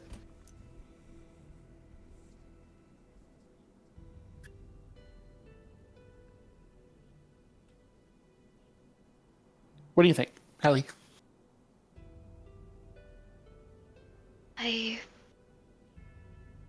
It's about an hour away from here. I mean, I guess they're not starting yet. We could check. Can you do your scrying thing? I can. Cuckoo can also do that. If maybe you want to save your energy.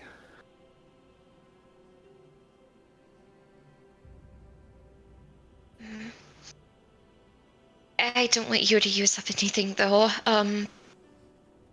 I can do it. We should still be able to rest tonight, hopefully. Mm-hmm. she will scry at the heart tree. You scry on the heart tree. It stands serene and graceful in the middle of the forest. You see Basil is currently stood at the base of the tree with her hand against it, as she has her eyes closed. Seems to be listening to the tree. With her are Gardenia, one of the other druids from the grove, and Foxglove. Okay. But you see no sign of vampiric activity. R.I.P. 5th level spell slot. Sorry. She puts her orb back and kind of shakes her head. It seems fine there. Okay. It seems to only be here. I will crouch down towards the circle again. What are they drawing it in? Blood. You can't tell what kind of blood by looking, but it's blood. I find it really funny to say that. Is it dried blood? At this point, yeah. I think the way these rituals work is that they have to be, I assume, pretty specific in how the circle is made and in the runes. Yes. If I change one of these runes so that it's like nonsense, it's not like they perform the ritual and then nonsense happens. It's more like it just doesn't work because the runes are wrong, right? Not exactly. It... Like if I change like the Shadowfell, the part that is like the Shadowfell and the material become one, and I change that to be like the ocean and the material become one, is it just going to turn everything into the ocean or something? So, Well, we had Talzin here. altering one rune wouldn't, like, make the spell do a new thing. Mhm.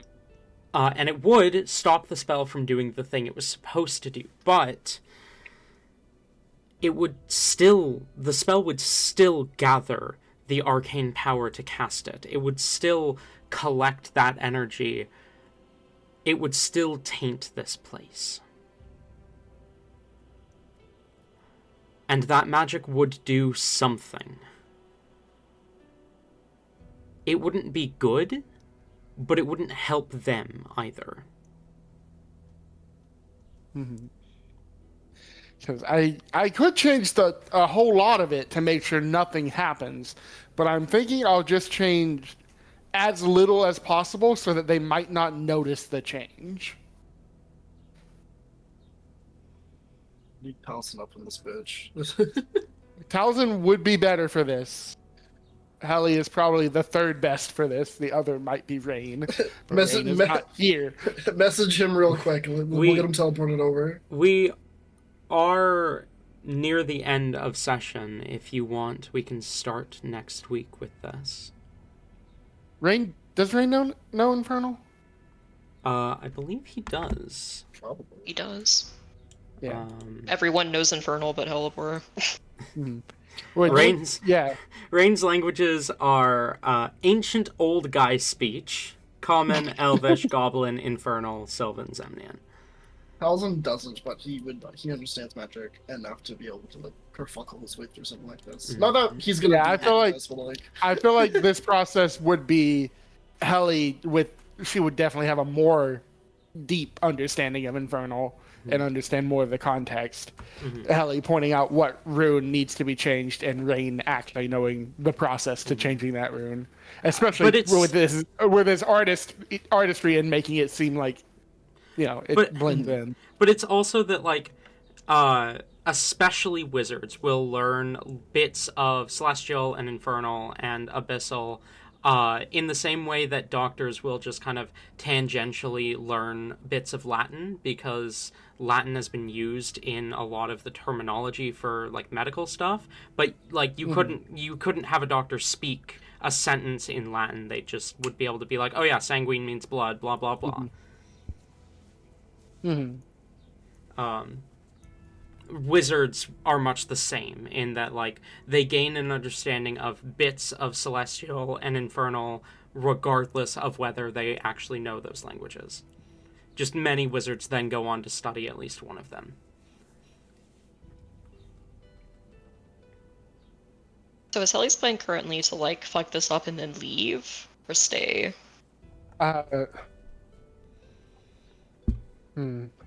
It's more like I want to fuck this up in case this isn't the only one they have and we end up going somewhere else. We know at least this one probably won't work.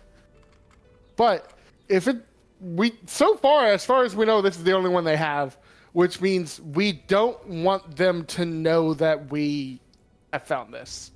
But so I think the plan right now is to fuck this up and then leave and come back to properly start it when the ritual actually happens. But this is a backup plan for like, if we aren't able to stop the ritual in time, maybe they wouldn't have fixed this. And so it doesn't work anyway. Does that make sense? Mhm. Makes sense, yeah. So still come back at the proper time. Yes. Because we want to come back at the proper time anyway to make sure they didn't fix the ritual.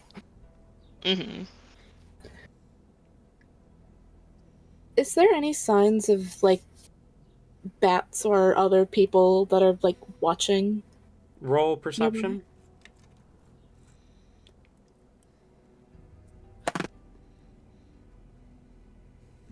20 total.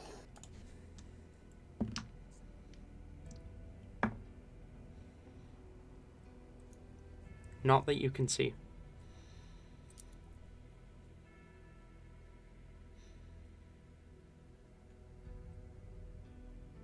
Roll that as well, because I feel like it's weird if Helibor doesn't, because she was specifically looking.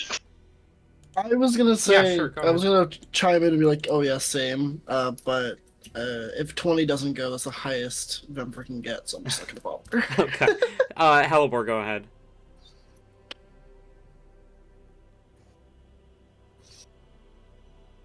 Rain, do you want to go ahead and roll?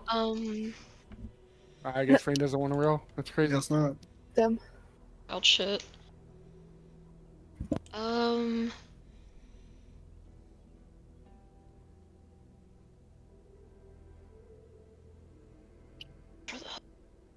28. 28. Indeed. Your keen senses. At this point, you notice something moving in the tree line. And it seems to notice you at the same moment you notice it, and it just kind of stops.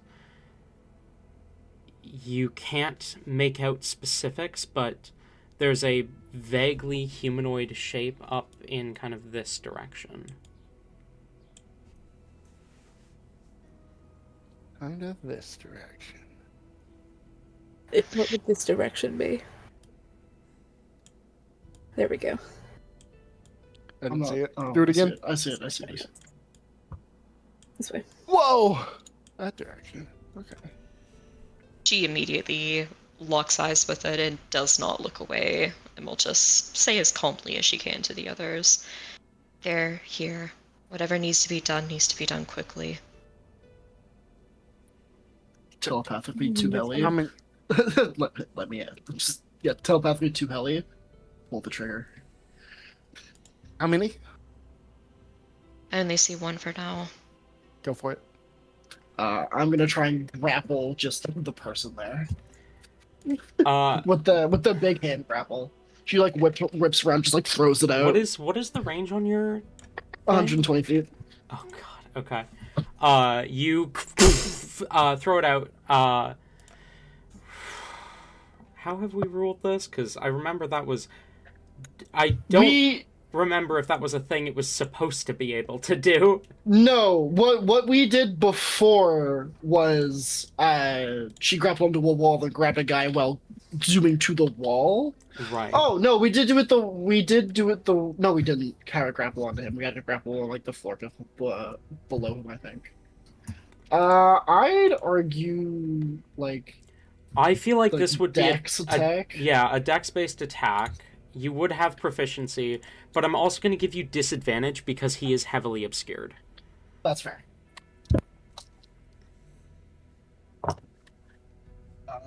Ooh, I'm a fan of these. Okay, that's not bad. Dex plus proficiency here is gonna be +8. That's the wrong. That's the wrong. 22. Okay. You roll an athletics check. I'm very good at those. Yes, you are. But he rolled That's very a- high. I also rolled very high. 27. Okay. Here's what happens. Vemfer throws out this grapple. And you go to launch yourself at whatever you've grabbed, and instead you hear the breaking of branches as he trips over his own 2 feet and is pulled towards you. As you see Hellebore, familiar to you as you'd seen him in your scrying, a kind of short, black-haired vampire man, pale skin, glowing red eyes, a glove on one hand with an arcane rune, his other hand obsidian black, and kind of glowing orange the further down the arm until the shoulder it looks more like rock and magma simultaneously, and then it fades into the sleeve before you can see more of it.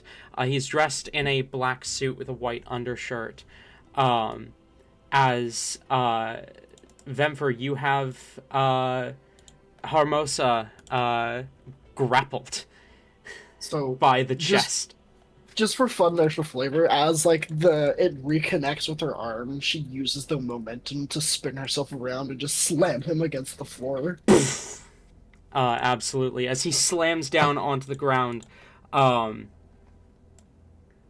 on, I'm gonna say he takes some fall damage, because there's no way he got out of that without taking damage.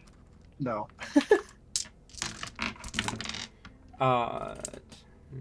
Yeah, and she's like kind of like crouched over him, like the claws on the other hand kind of extended.